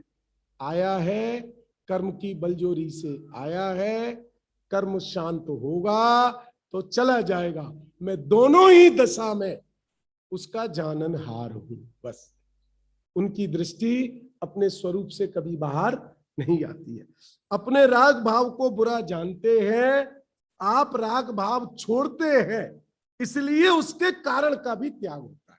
अंदर में राग भाव छूटा तो जिस निमित्त से वो राग भाव था, निमित्त नियम से होगा, नियम से निमित्त होगा। राग भाव बिना निमित्त के उत्पन्न नहीं हो सकता है, पर निमित्त से भी उत्पन्न नहीं होता। इसका बहुत अच्छा उदाहरण दिया है आचार्य अमृतचंद्र भगवान ने समय सार जी में। मैं उसका सार बताता हूं विनीत जी। कर्ण ने महाभारत में एक प्रतिज्ञा की थी कि मैं आज वीर जननी पुत्र, वीर जननी माने कुंती पुत्र अर्जुन को मार करके ही लौटूंगा, अन्यथा अग्नि में स्नान कर लूंगा। ये कथा आती है कि नहीं आती? सुना है कि नहीं? कभी सुना है कि मैं पहले जो पुत्र थे उनको माताओं के नाम से जाना जाता था, पिता के नाम से नहीं। क्यों? उसके दिलीप भाई कारण क्या था कि राजा तो एक और रानियां 8,000, 16,000, 32,000, 96,000। समझ में आया कि नहीं आया? अब बच्चों को पहचानना हो तो बाप से पहचाने कि मां से? किससे पहचानोगे? तो उसकी मां से पहचाना जाता था। कभी भी कुंती पुत्र वीर अर्जुन कहा जाता है। ध्यान से समझ लेना, ये उसका पीछे कारण भी है। वो तो केकई पुत्र भरत और वो क्या ना रामचंद्र जी, कौशल्या, ये सब जो आता है ना मां के नाम से आते हैं। क्यों? क्योंकि मां के नाम से उनकी सच्ची आइडेंटिटी है। दशरथ के तो बहुत रानियां थी।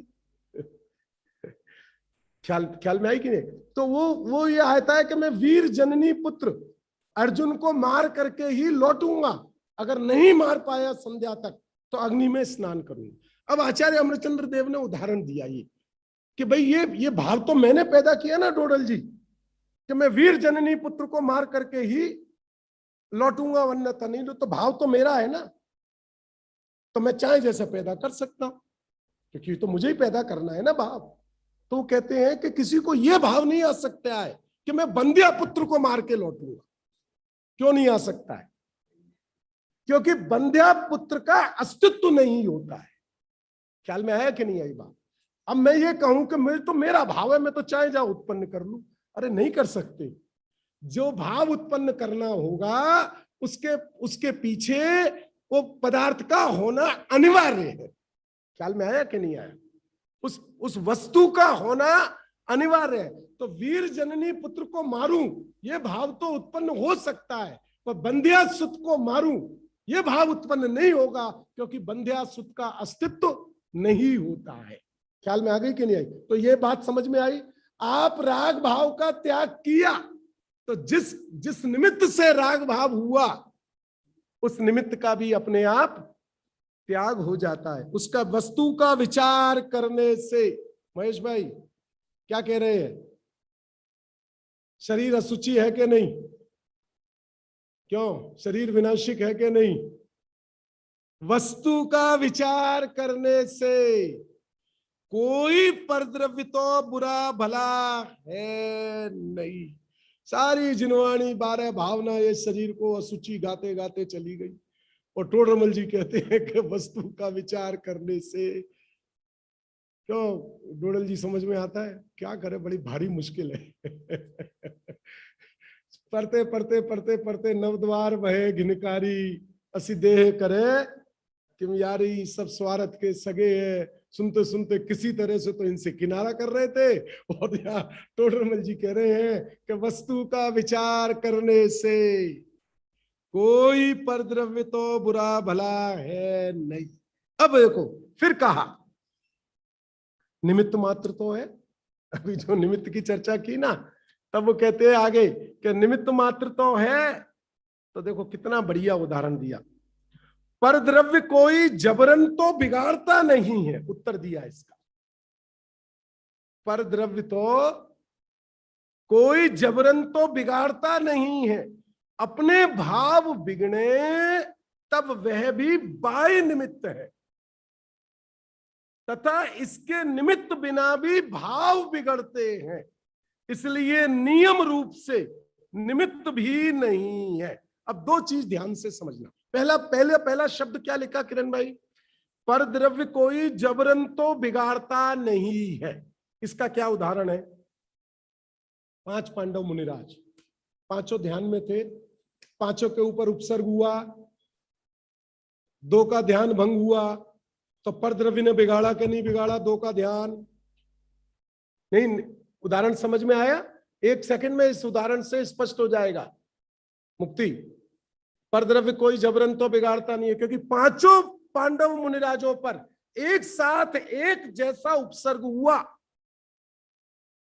अगर उस उपसर्ग से ध्यान भंग हुआ होता दिलीप भाई, तो पांचों मुनिराजों का होना चाहिए था।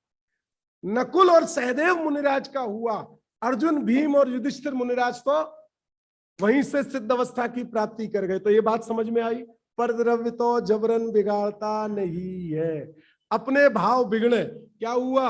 उस उपसर्ग के निमित्त से उनकी वीतरागता खंडित हुई, तो उस वीतरागता खंडित होने में विकल्प की अवस्था में आए ना, निर्विकल्प दशा से विकल्प की अवस्था में आए ना। किसका दोष? उन्हीं का दोष। किसका दोष? उन्हीं का दोष। अपने भाव बिगड़े तब वह बाह्य निमित्त है।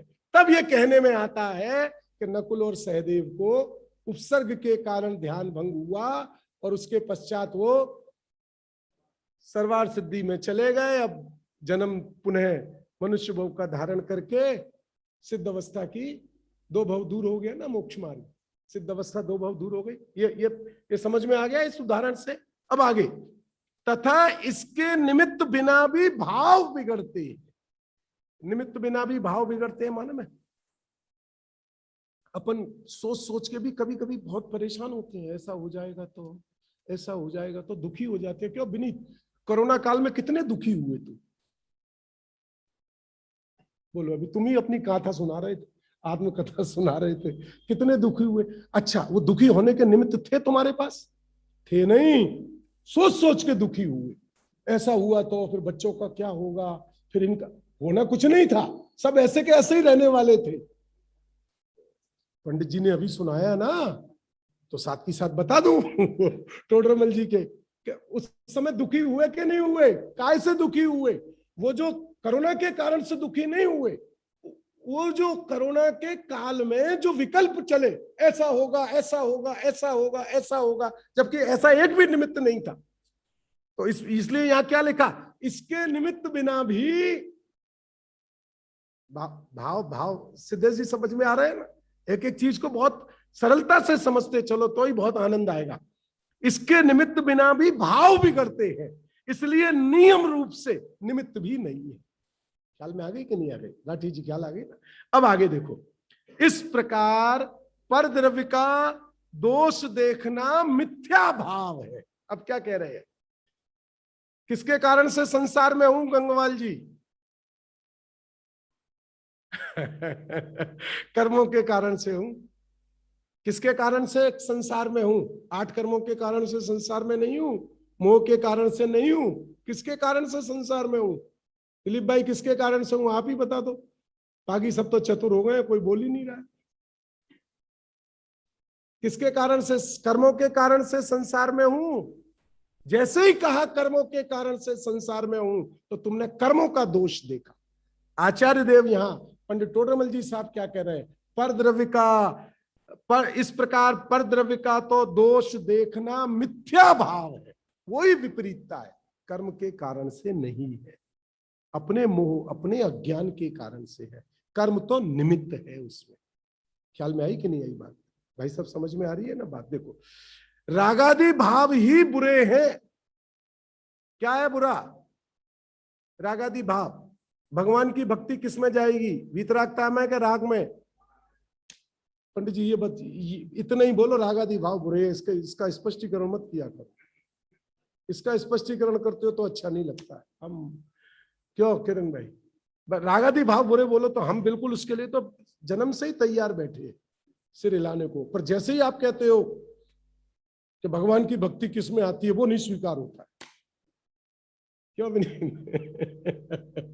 ये ख्याल में आई कि नहीं आई बात? फिर बाकी की चीज है, फिर वो नहीं स्वीकार होती है। इसका अर्थ है कि अन्यथापना विद्यमान, इसका अर्थ है कि राग भाव में आसक्ति विद्यमान है, इसका अर्थ है कि वस्तु के स्वरूप की समझ से बहुत दूर हो। क्योंकि परद्रव्य ना तो भला है ना बुरा है, परद्रव्य तो परद्रव्य है बस। परद्रव्य तो क्या है? परद्रव्य तो परद्रव्य है, भला बुरा तो है नहीं, हो सकता नहीं, हो तो सिद्ध भगवान को अनंत सुख उत्पन्न नहीं हो सकता है। बहुत बड़ा संकट आके खड़ा हो जाएगा। रागादि भाव ही बुरे हैं, परंतु इसके ऐसी समझ नहीं है। अपनी भूल समझ में आ रही है? क्या भूल है हमारी? स्वाध्याय के काल में भी क्या भूल है? राग की ही इच्छा है, वीतरागता होने की इच्छा ही नहीं है। क्यों नहीं है? क्योंकि वीतरागता की इच्छा बिना छह द्रव्यों का स्वरूप समझे, बिना आत्म तत्व का यथार्थ स्वरूप समझे, वीतरागता रूप होने का परिणाम आत्मा में उत्पन्न ही नहीं हो सकता है। जो विकल्प उत्पन्न होते हैं उसमें सूक्ष्म रूप से राग की ही वासना विद्यमान रहती है। अंतरंग में परिणामों में राग की ही वासना है। ये आएगा अभी आगे, टोटरमल जी ने लिखा है। अभी देखो, यह परद्रव्यों का दोष देखकर उनमें द्वेष रूप उदासीनता करता है। सच्ची उदासीनता तो उसका नाम है, अब वितरागी उदासीनता की लक्षण बता रहे हैं टोडरमल जी साहब। सच्ची उदासीनता तो उसका नाम है कि किसी भी द्रव्य का दोष या गुण, दोष तो भाषित नहीं हो, उपगुण अंग में आ गया, गुणों को तो उछालो। क्यों? 8 अंग आते हैं कि नहीं आते हैं सम्यक दृष्टि के? क्या है उसमें? दोषों को ढाको और गुणों को उद्भावन कर, यही तो आता है। क्या कह रहे हैं टोडरमल जी? वो तो सम्यक दृष्टि के हैं। ये बात कुछ अलग है, ये संसार के अभाव की बात है। तुम्हारी पर्याय में क्या चल रहा है राग, उसकी बात नहीं है। जो जो पर्याय में राग आ रहा है वो सब जानने में आता हुआ प्रयोजनवान है। कुंगवाल जी समझ लेना, एक पूज्य गुरुदेव श्री के इतने वाक्य में पूरी जिनवाणी पूरा व्यवहार आ जाता है। क्या गुरुदेव श्री क्या कहते हैं? जानने में आता हुआ प्रयोजनवान है। अब क्या तकलीफ है? काय में आता हुआ किरण भाई? भूमिका में जानने में आता हुआ प्रयोजनवान है, निरर्थक नहीं कह रहे। क्यों? क्योंकि उसका ही उपदेश समग्र जिनवाणी में दिया हुआ है। बात समझ में आए? किसका उपदेश दिया हुआ है? समस्त जिनवाणी में व्यवहार का ही उपदेश दिया हुआ है।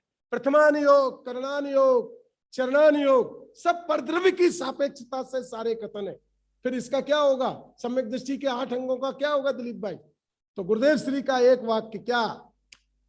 जानने में आता हुआ प्रयोजनवान है। अब क्या तकलीफ है? श्रद्धान में नहीं, बस इतना सा समझ लेना। इस भूमिका में इस प्रकार का राग आता है। ज्ञानी धर्मात्मा उस राग को जानता है, पर श्रद्धान में बुरा मानता है। ध्यान से समझना, श्रद्धान में बंध का कारण जानता है, श्रद्धान में संसार का कारण जानता है, श्रद्धान में मुक्ति का कारण नहीं जानता। तो ज्ञान में जानता आता है कि भूमिका में कमजोरी से इस प्रकार के राग भाव, इस प्रकार के विकल्प सम्यक दृष्टि की भूमिका में आते हैं। स्वीकार, आदर नहीं करता। अंतर समझ में आया कि नहीं आया? या बहुत सारे बंगले वाले हैं। दिलीप भाई आपका भी बंगला है कि नहीं है यहाँ? तो अब पंडित जी मिले तो जानने में आते हुए प्रयोजनवान है कि भोजन ले जाने के लिए प्रयोजन? घबराना नहीं, मैं तो ऐसे उदाहरण के लिए बोल दिया। काय के लिए प्रयोजनवान है? जानने में आते हुए प्रयोजन। ऐसे तो कितने पंडित जी आते हैं, किस किस को भोजन कराने ले जाएंगे? भोजन रसोड़ा है ना, 2 विद्वानों के लिए अलग से है और एक सामान्य। तो जानने में आता हुआ प्रयोजनवान समझ में आया कि नहीं आया? और कोई आपका दामाद आवे या कोई आवे तो फिर क्या करोगे? वो जानने में आता हुआ प्रयोजनवान है कि वो श्रद्धा वाला प्रयोजनवान है? क्या अंतर समझ में आया कि नहीं आया? ये तो उदाहरण दे, दिलीप भाई बुरा नहीं मानेंगे, इसलिए इसलिए बोल दिया। ख्याल में आया कि नहीं आया? कि ये तो सारे जानने में साधर्मी का राग आएगा, उसके साथ व्यवहार भी साधर्मी जैसा होगा कि हाँ ये है, ये भी मुक्ति मार्ग के लिए आए, हम भी मुक्ति मार्ग के लिए आए। बस ऐसे ही यहाँ पूज्य गुरुदेव श्री का है, गंगवाल जी ये मंत्र समझ लेना बस। जहां जहां ये अटके राग के देवसास गुरु कहाँ जाएंगे, व्रत तप कहाँ जाएंगे, सारी क्रिया कहाँ जाएंगी, तो गुरुदेव श्री ने पूरी द्वादशांग जिनवाणी से मंत्र बता दिया है, जो जिनवाणी का मंत्र है क्या? जानने में आता हुआ प्रयोजनवान है। बस श्रद्धान के लिए नहीं, आदरने के लिए नहीं। अब आगे देखो, मुझे एक बहुत महत्वपूर्ण चर्चा भी आपसे करनी है आज, इस प्रकरण से अलग है पर करूंगा। 5 मिनट ज्यादा हो जाए तो आज कोई चिंता नहीं करना, पर इस बात को समझ के जाना, क्योंकि सचमुच हम विचार नहीं कर पा रहे हैं कि हम किस अवसर को खो रहे हैं। काम तो कर रहे हैं, पूंजी तो है हमारे पास, शेयर बाजार में 10,000 शेयर है, किसमें इन्वेस्ट करना? एक शेयर जो 100 रुपए का है वो 1 साल बाद 102 रुपए का हो जाएगा, तो 2 रुपया तो उसमें भी बढ़ेगा। और एक शेयर जो 100 रुपए का है, साल भर बाद वो 300 रुपए का हो जाएगा। किसमें इन्वेस्टमेंट करोगे डोडल जी? हमें तो इन्वेस्टमेंट से मतलब है, किसमें करोगे? 2 रुपए वाले में कि जो 300 रुपए हो जाएगा उसके में? समझदार क्या करेगा? ये मनुष्य पर्याय है, काय में इन्वेस्टमेंट करनी है? ये वीतरागता के लिए इन्वेस्टमेंट करनी है कि अगली पर्याय भली मिल जाए, कसाई की मंदता हो जाए, कर्म बस, और कर्म फल चेतना रूप बना रहूं, कोई कर्म का उदय आवे तो आकुलित नहीं हूं, यही विचारूं कि मैंने ही बांधे थे, मुझे ही भोगने हैं। ये भी जिनवाणी में बात है, कोई बात नहीं है। वो 1.5 रुपए वाला शेयर है बस तुम्हारा, मैंने ही बांधे थे और मुझे ही भोगने हैं। कर्म फल चेतना रूप है, संसार का नाश नहीं होगा उससे। है तो जिनवाणी की बात, है तो शेयर बाजार में, है तो वो मार्केट में लिस्टेड। और एक ये मार्ग है हमारे पास कि मैं कर्म से रहित हूं, कर्म मेरे स्वभाव में प्रवेश नहीं करता है, कर्म पर द्रव्य है, कर्म ना भला है ना कर्म बुरा है। किस अपेक्षा से बात करोगे? ये द्रव्य के स्वभाव की अपेक्षा के बिना ये बात हो नहीं सकती है। ये तुम्हारा 300 रुपए का काम है, जन्म मरण का अभाव करेगा। अब समझ लो कि अपने क्षयोपम ज्ञान का इन्वेस्टमेंट हम सब मुमुक्षुओं ने मंद कसाई के लिए ही अपना काम कर रखा है। बस पूरा कसाय मंद रहे, आकुलता नहीं, अरे इतनी तकलीफ आई तो भी शांति से ते कर्म पूर्व के, तो मेरे क्रमबद्ध पर्याय में तो ऐसा ही लिखा था।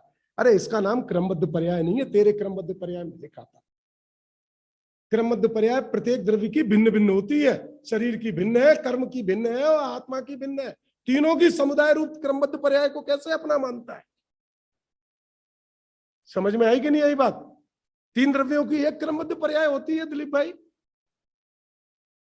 3 द्रव्यों की एक रूप होती है। तो जिनवाणी में व्यवहार ने से कथन किया है वो बात अलग है, पर हमें यथार्थ स्वीकार करना है, हमें यथार्थ समझना है बात को। देखो क्या कह रहे हैं, किसी भी द्रव्य का दोष या गुण भाषित नहीं भाषित हो, इसलिए किसी को बुरा भला न जाने, स्वयं को स्वयं जाने, पर को पर जाने। शरीर को क्या जाने? स्वयं जाने के पर, कर्म को क्या जाने? पर।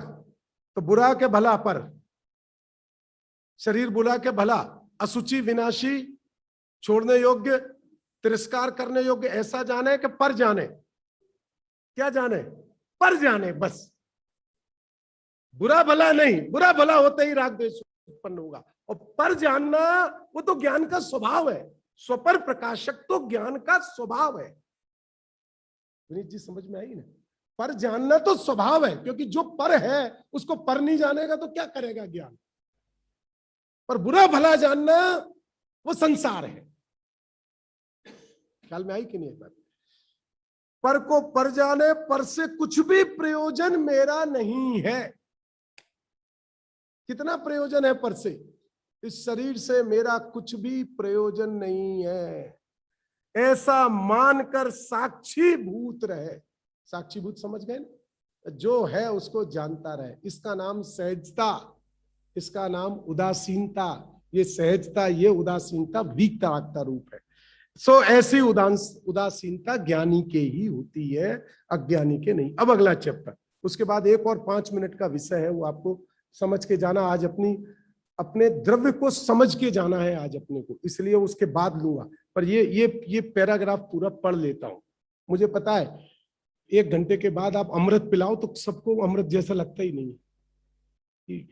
हम भी बैठते हैं ना सामने श्रोताओं में, पर क्या करूं, आज तो जैसा भी हो सुन लेना, ये अपने काम की चीज है। तथा यह उदासीन होकर शास्त्र में जो अणुव्रत महाव्रत रूप व्यवहार चारित्र कहा है, वहां से ही बात प्रारंभ की थी ना, अणुव्रत महाव्रत से व्यवहार चारित्र कहा है, उसे अंगीकार करता है। एक देश अथवा सर्वदेश हिंसादि पापों को छोड़ता है। अणुव्रत में एक देश छोड़ता है और महाव्रत में सर्वदेश छोड़ता है। उसके स्थान पर अहिंसादि पुण्य रूप कार्यों में प्रवर्तता है। छोड़ करके क्या करता है? व्रत तप आदि 28 मूल गुण आदि महाव्रत आदि कार्यों में प्रवर्तता है। तथा जिस प्रकार, अब ध्यान से समझना, ये मूल भूल जो अनंत काल से अपनी चली आ रही है। तथा जिस प्रकार पर्यायाश्रित पाप कार्यों में अपना कर्तापना मानता था, उसी प्रकार अब पर्यायाश्रित पुण्य कार्यों में अपना कर्तापना मानने लगा। क्या भूल हुई, समझ में आई? हम तो साहब निवृत्ति लेके सोनगढ़ चले गए हैं, हम तो निवृत्ति लेके देवलाली में फ्लैट बंगला ले लिया है, हम तो देवलाली आ गए हैं। इसका नाम क्या है? व्यापार छोड़ दिया है, सब कुछ छोड़ दिया है, अब देवलाली आ गए हैं, निवृत्ति ले ली है। ये मोक्ष मार्ग हो गया कि नहीं हो गया गंगवाल जी? हो गया कि नहीं हो गया? क्या कह रहे हैं? अभी तक मैं व्यापार करता हूं, मैं पाप भाव में हूं, मैं संसार में हूं, इन पर्यायाश्रित कार्यों का करता था। अब काय का हो गया? मैं स्वाध्याय करता हूं, मैं प्रक्षाल अभिषेक करता हूं, मैं भक्ति करता हूं, मैं ऑनलाइन प्रवचन सुनता हूं, अब इन पर्यायाश्रित कार्यों का करता हूं। भूल समझ में आ रही है किरण भाई? नहीं आ रही है? आज के बाद मुझे लगता नहीं है रास्ते में कोई बोलेगा कि मैं स्वाध्याय करता हूं। घबराना नहीं। अरे भैया, प्रेरणा तो ऐसी देना स्वाध्याय की। ये तो मूल में भूल मिटाने वाली बात चल रही है। ये तो भूल मिटाने वाली बात चल रही है क्या, कि हमारी भूल है कहां? पहली भूल क्या थी? पर पदार्थों में इष्ट अनिष्टपना मानना। दूसरी भूल क्या निकली? वो जो हमने पूर्व में अनंत बार जो भूल की है, और जो भूल अभी भी पूरी की पूरी तरह हमारे चित्त में विराजमान है। समय सार हाथ में होके, समय सार पढ़ के, प्रवचन सार जी पढ़ के, प्रतिदिन स्वाध्याय करके, जो भूल अपनी जगह से टस से मस नहीं हुई है, जहां है वहीं बैठी हुई है, पर्यायश्रित कार्यों का कर्तापना, वो भूल है, वो संसार का कारण है। कर ही नहीं सकता हूं। अब पर्यायाश्रित पुण्य कार्यों में अपना कर्तापना मानने लगा। इस प्रकार पर्यायाश्रित कार्यों में अहम बुद्धि मानने की समानता हुई। क्या उदाहरण दिया? अब देखो, जैसे मैं जीवों को मारता हूं। पहले तो हिंसा में परिवर्तन था ना, व्यापार में हिंसा होती थी, घर में हिंसा होती थी। अभी पहले तो ये था भाई हम ऐसा ही बिना सोच का खाते हैं फलाना। अब तो नमक भी 3 दिन का विनीत, आटा भी 3 दिन का, घर में ही चक्की पंडित जी लगा रखी है, और मसाले भी रोज के कूट के सब काम में लेते हैं। ये सब किस में जाएगा? बहनों से पूछता हूं, किस में जाएगा? धर्म में, मोक्ष में, किस में जाएगा? तो नहीं करने की बात नहीं है, जानने में आता हुआ प्रयोजनवान है। वो तो पहले बता दिया उसका। कर्तापने का जो ये मैं करता हूं, मैं कर सकता हूं, ये जो मान्यता है, ये संसार का कारण है। उसका होना संसार का कारण नहीं है। समझ में आई कि नहीं आई बात? राग भाव तो भूमिका के अनुसार रहता ही रहता है। जब तक पूर्ण वीतरागता नहीं होगी, राग का अंश तो विद्यमान रहेगा। तो राग का अंश विद्यमान रहता है, वो मोक्ष मार्ग को रोकता नहीं है, जानने में आता हुआ प्रयोजनवान है। उसके प्रति आदर भाव वो मोक्ष मार्ग को रोकता है। अंतर समझ में आ रहा है कि नहीं आ रहा है? देखो, मैं जीवों को मारता हूं, मैं परिग्रहधारी हूं इत्यादि रूप मान्यता थी, उसी प्रकार मैं जीवों की रक्षा करता हूं। अब कैसी हो गई? मैं अब जीवों की रक्षा करता हूं, मैं नग्न परिग्रह रहित हूं। ये द्रव्यलिंगी की बात नहीं है, ये पूर्व में हमारे अनंत भव हो चुके हैं और वर्तमान में कूट कूट के हमारे रग रग में यही पर्यायाश्रित बुद्धि भरी हुई है, जिसको जिनवाणी के आश्रय से हमें बाहर निकालना। दो चीजों को, ये तो उसमें 5 चीजें गिनाई हैं, तो अपने को तो हो गया आज समय, तो अब तो जाना ही है। पर ये पूरा प्रकरण पूरा पढ़ोगे तो बहुत बहुत इसमें अपनी जो भूल है वो पूरी की पूरी निकल जाएगी। ऐसी मान्यता हुई सो पर्याय आश्रित कार्यों में अहम बुद्धि वही मिथ्या दृष्टि है। अब ये कलश पढ़ लेते हैं। आचार्य अमृतचंद्र भगवान का कलश है, 320 गाथा के बाद का कलश है, बहुत सुंदर कलश है। क्या कह रहे हैं? मैं खाली ये तू कर्तारम आत्मानम पश्यन्ति तमसा ततः सामान्य जन वेत्ते शाम ना मोक्षोपि मुमुक्षुता। मुमुक्षुओं को 3 काल में मोक्ष नहीं होता। लोग गंगवाल जी और मर गए। कौन कह रहे हैं? हमने तो इतने सारे मुमुक्षु मंडल बना रखे, और आचार्य अमृतचंद्र भगवान क्या कह रहे हैं? ना मोक्षोपि मुमुक्षुताम। मुमुक्षुओं को मोक्ष नहीं होगा। मित्र पक्ष वाले कितने खुश हो जाएंगे। क्यों? क्या कह रहे हैं? क्या देखो इसका अर्थ पढ़ो, अर्थ बहुत अच्छा है। जो जीव मिथ्या अंधकार व्याप्त होते हुए अपने को पर्यायाश्रित क्रिया का कर्ता मानते हैं, जो पर्यायाश्रित क्रिया का कर्ता मानेगा उसको क्या कह रहे हैं टोडरमल जी साहब? क्या कह रहे हैं आचार्य अमृतचंद्र भगवान? मिथ्या अंधकार से व्याप्त होते हुए मैं करता हूं, ऐसी मान्यता महामिथ्यात्व रूप मान्यता है। जीव मोक्षाभिलाषी होने पर भी अब मैं मोक्ष कर सकता हूं कि नहीं, मोक्ष की इच्छा रखनी कि नहीं, कल बात की थी ना। मोक्ष की इच्छा नहीं रख सकते, क्योंकि मोक्ष की इच्छा में आत्मा की विराधना है। कल ये बात बहुत अच्छे से स्पष्ट की थी। मोक्ष की इच्छा में आत्मा की विराधना है, आत्मा की परिपूर्णता पर कलंक है। मोक्ष की इच्छा कलंक है आत्मा की परिपूर्णता पे। भले ही आत्मा का मोक्ष होता है, आत्मा की मोक्ष अवस्था होती है, पर द्रव्य स्वभाव में न संसार है न मोक्ष है। ये बात को गहराई से समझना है। मोक्षाभिलाषी होने पर भी जैसे अन्यमति सामान्य मनुष्यों को मोक्ष नहीं होता। क्या कह रहे हैं दिलीप भाई? जितने भी बाहर के मत हैं, सब जो अनेक प्रकार के देवगुरु शास्त्र की जैसे जैसे अपनी अपनी मान्यता से लेके बैठे हुए हैं, सब मिथ्या मान्यता है। हमारी तो सम्यक है ना। जैसे उनको मोक्ष नहीं होता है, उसी प्रकार उनको मोक्ष नहीं होता, क्योंकि कर्तापने के श्रद्धान की समानता। मैं कर सकता हूं, ये मैं कर सकता हूं, ये कहां से आता है?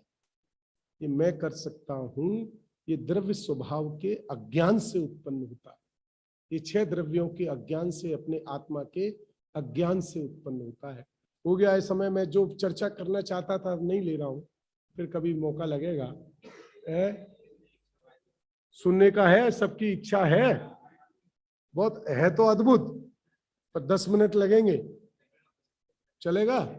मुझे तो घबराहट होती है, क्योंकि वो इतनी ऊंची चर्चा करूं और आप नींद में सुनो, वो नहीं चाहिए।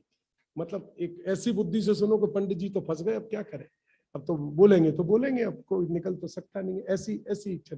मैं एक बहुत अच्छी, अब अपने स्वरूप क्या है आत्मा, कैसे मोक्ष मिलेगा और कैसे कर्तापने का अभाव होगा, वो चर्चा आपको एक 10 मिनट में करता हूं, समझाता हूं, उदाहरण के द्वारा समझाता हूं। विनीत जी बहुत ध्यान से समझने जैसी चर्चा, कई बार मैंने पहले भी की होगी, पर पुनः बताता हूं, बनाने में समझने में कोई बुराई नहीं है। अपने आप भगवान महावीर स्वामी के पूर्व भव तो अपने को पता है ना। मारीची की पर्याय तो सबको पता है। मारीची की पर्याय में तो भगवान ऋषभ देव के समोत्सरण में थे, और क्या क्या आया भगवान की वाणी में रमेश भाई? मारीची के जीव के लिए क्या आया कि ये भरत क्षेत्र के अंतिम 24वें तीर्थंकर होंगे। बराबर है ना? ये भगवान की वाणी में आया। अब हमारा प्रश्न का उत्तर सब लोग देते चलना और समझते चलना। तो भगवान ने ये कैसे जाना कि ये 24वें तीर्थंकर होंगे? ध्वनि है, केवल ज्ञान में पता चला कि ये 24वें तीर्थंकर होंगे।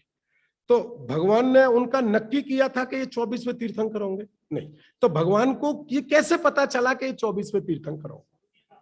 किसके स्वरूप में लिखा हुआ था? मारीची के स्वरूप में। ठीक है ना? क्या लिखा हुआ था मारीची के स्वरूप में? जो पर्याय थी वो मारीची के स्वरूप में ही थी ना। तो भगवान ने उसमें क्या किया? भगवान ने कुछ किया क्या? भगवान ने जाना। वो पर्याय किसकी थी? महावीर की? वो मारीची की थी। ठीक है ना? कहां पर थी वो रमेश भाई? उसी के द्रव्य में थी ना। अच्छा, तो वो भगवान महावीर तक की पर्याय थी उस मारीची के द्रव्य में कि उसकी अनंत अनंत काल की पर्याय थी? अनंत भूत भी था, वर्तमान भी था। इधर बहने बहुत ध्यान से समझना। अनंत भूत भी था, वर्तमान का एक समय जो तत्समय है वो था, और अनंत भविष्य भी था। कब था? किसमें था? द्रव्य के अंदर ही था ना। ठीक है ना? अब उस द्रव्य का जो परिणमन होगा वो द्रव्य की शक्ति से होगा कि किसी अन्य द्रव्य के कारण से होगा? स्वयं की शक्ति। ऋषभ देव ने क्या बताया था? उस द्रव्य की परिणमन शक्ति को ही तो बताया था कि इस 24वें तीर्थंकर के रूप में इस द्रव्य की केवल ज्ञान रूप परिणमन शक्ति होगी, और उसके पश्चात सिद्ध अवस्था रूप परिणमन अनंत अनंत काल तक चलेगा। तो उस द्रव्य की पर्यायों का ही तो वर्णन किया था, और वो पर्याय उस द्रव्य में खचित थी ना, विद्यमान थी ना। अब वो द्रव्य क्या कर सकता था? अब क्या कर्तापना करें भगवान महावीर मोक्ष के लिए? भगवान महावीर स्वामी अपने मोक्ष के लिए क्या कर्तापना कर सकते थे? मारीची के भाव में बैठ के क्या कर सकते थे विनीत जी? कुछ नहीं कर सकते थे। अच्छा, मेरे द्रव्य में, अब क्रमबद्ध पर्याय असली समझ लो, मेरे द्रव्य में, मैं भी द्रव्य हूं ना। द्रव्य की परिभाषा क्या है? गुण और पर्यायों के समुदाय को। तो पर्याय कौन सी पर्याय लेना गंगवाल जी? भूत वाली जो चली गई उनको तो छोड़ दो, वर्तमान की और भविष्य की ले के खाली वर्तमान की ले? लेना चाहो कि क्या ले? हम तो आपसे ही पूछ रहे हैं, इसलिए तो मैंने पूछा कितनी ले लूं, आप बताओ उतनी ले लूं। अच्छा चलो, हम अगर पहले छोड़ देवे, पहली पर्याय छोड़ देवे भूत वाली, तो द्रव्य की उत्पत्ति काल खड़ा हो जाएगा। क्योंकि जब पहली पर्याय छोड़ दोगे तो जिस पर्याय से स्वीकार करोगे तो द्रव्य का उत्पत्ति काल वहीं से मानना पड़ेगा ना। तो द्रव्य की उत्पत्ति तो है नहीं। मैं नहीं ले सकता, मैं तो आपको न्याय बता रहा हूं कि मैं क्यों ले रहा हूं। वो तो फिर उसकी तो आदि हो जाएगी, और द्रव्य की तो आदि है नहीं, तो आपको कहां से लेनी पड़ेंगी? अनादिकाल से। ठीक है ना? और कब तक की लेनी पड़ेंगी? क्यों लेनी पड़ेंगी अनंत काल तक की? उसके अंदर विद्यमान है ना, उसके अंदर विद्यमान है उस द्रव्य में उस रूप योग्यता। जिस भाव रूप वो द्रव्य, सिद्धेश जी, जिस भाव रूप वो द्रव्य परिणमन करेगा, उस भाव रूप योग्यता उस द्रव्य के अंदर विद्यमान है कि नहीं है? तो वो जो परिणमन होगा वो द्रव्य के कारण से होगा कि कोई अन्य पुरुषार्थ के कारण से होगा? मेरी कोई भी पर्याय है, मेरी जो भी पर्याय आएगी, उसका मालिक, उसका जवाबदार मेरा अपना द्रव्य है, कर्म है, बाह्य निमित्त है कि कौन है उसका जवाबदार? अब मुझे कौन सा कर्तापना रखना चाहिए विनीत जी, आज ये बता दो। अभी प्रवचन से उठने से पहले मैं किसका बोझा लेके करूं कि कौन मेरा कल्याण कर देगा, कौन मुझे मोक्ष में पहुंचा देगा? ये बताओ आज कौन पहुंचाएगा? भगवान की वाणी समोसरण में सिमंदर भगवान के पास जाएंगे, सुनेंगे तो हो जाएगा।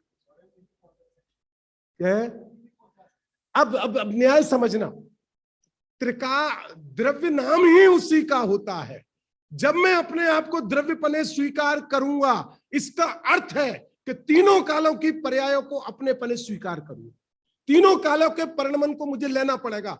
जैसे ही मैं अपने आप को द्रव्य स्वीकार करूंगा और जैसे ही तीनों कालों के परिणमन को स्वीकार करूंगा कि मैं ही उसका जवाबदार हूं, वैसे ही कर्तापना समाप्त हो जाए। न्याय समझ में आ रहा है कि नहीं आ रहा है? अब कोई परद्रव्य हो ही नहीं सकता है। क्यों? क्योंकि मेरी अनादि अनंत, मैं जो अनादि अनंत द्रव्य हूं वो अनंत पर्यायों का समुदाय रूप द्रव्य हूं और मेरी पर्याय अपने अपने स्वयं समय में खचित है। तो जैसे ही द्रव्य का श्रद्धान हुआ, समस्त अज्ञान का, समस्त मोह का, समस्त कर्तापने का श्रद्धान का अभाव, कर्तापने का अभाव हो जाएगा कि बना रहेगा? ये बताओ। बोलो गंगवाल जी, बना रहेगा कि अभाव हो जाएगा? अब काय की चिंता है? अब पुरुषार्थ काय का करना है? क्या? कि अपने को द्रव्यपने स्वीकार करना। और कहां से स्वीकार करोगे? गुण और पर्याय दोनों से। न्याय समझ में? पर्याय को छोड़ दोगे तो द्रव्य का अभाव हो जाएगा। विनीत जी, बहुत महत्वपूर्ण बात है, कभी हमने विचार नहीं किया है। ऋषभ देव ने हमारे लिए कुछ नहीं बता दिया है, हमारे अंदर जो था वो बताया है। केवल ज्ञान में क्या नया है? केवल ज्ञान कुछ करता है क्या? जो मेरे अंदर है वो बताया है। और जैसे ही ऐसा जो अपना स्वरूप हमारे ज्ञान में, डोडल जी, पुरुषार्थ काय का करना है? आप समझ में आ रहा है कि नहीं आ रहा है? समस्त संसार का अभाव करना है, कर्तापने का अभाव करना है, इष्ट अनिष्टपने का अभाव करना है, पर्यायाश्रित बुद्धि का अभाव करना है। इतना लंबा चौड़ा होमवर्क मिल गया है आज, मिल गया है ना? इतना लंबा चौड़ा होमवर्क क्या करना है? अब उसका समाधान किसमें है? किसमें? अपने को द्रव्यपने अनुभव करो। और जैसे ही द्रव्यपने अनुभव करने जाओगे तो गुण और पर्यायों के समुदाय रूप, अभेद रूप से जैसे ही अपने को अनुभव करोगे, वैसे ही समस्त विकल्पों का, क्योंकि विकल्प तो कर्ता के भाव से उत्पन्न होते हैं। जब कर्तापने का कोई कारण द्रव्य में है ही नहीं तो विकल्पों का अपने आप ही शमन हो जाएगा। मोक्ष मार्ग भी मिल गया कि नहीं मिल गया जाने से पहले? जिनवाणी में टोडरमल जी, प्रवचन सार जी में ये बात बहुत अच्छी आई है। ये तो मैं बहुत अभी 5 मिनट में ही समझाना था इसलिए बता दी, बाकी ये बहुत गहरी बात है। मोक्ष मार्ग इसी का नाम है, अपने को शाश्वत द्रव्यपने स्वीकार करने का नाम ही मोक्ष मार्ग है।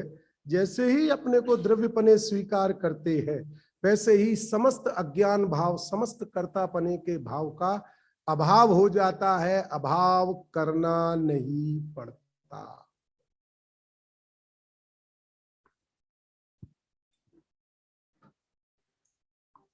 हल हल अभी हम सभी ने विपिन जी भाई साहब के माध्यम से जिनागम के महत्वपूर्ण विषय का व्याख्यान सुना।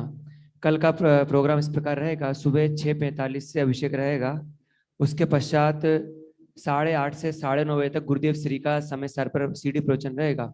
9:30 बजे से हेमचंद जी भाई साहब का प्रवचन रहेगा। वो जो शेष सूचनाएं रहेंगी प्रवचन की वो कल बता दी जाएंगी सीडी प्रवचन के पश्चात। जिनवाणी स्तुति। निज निधि निज में बताई, यह अनंत उपकार।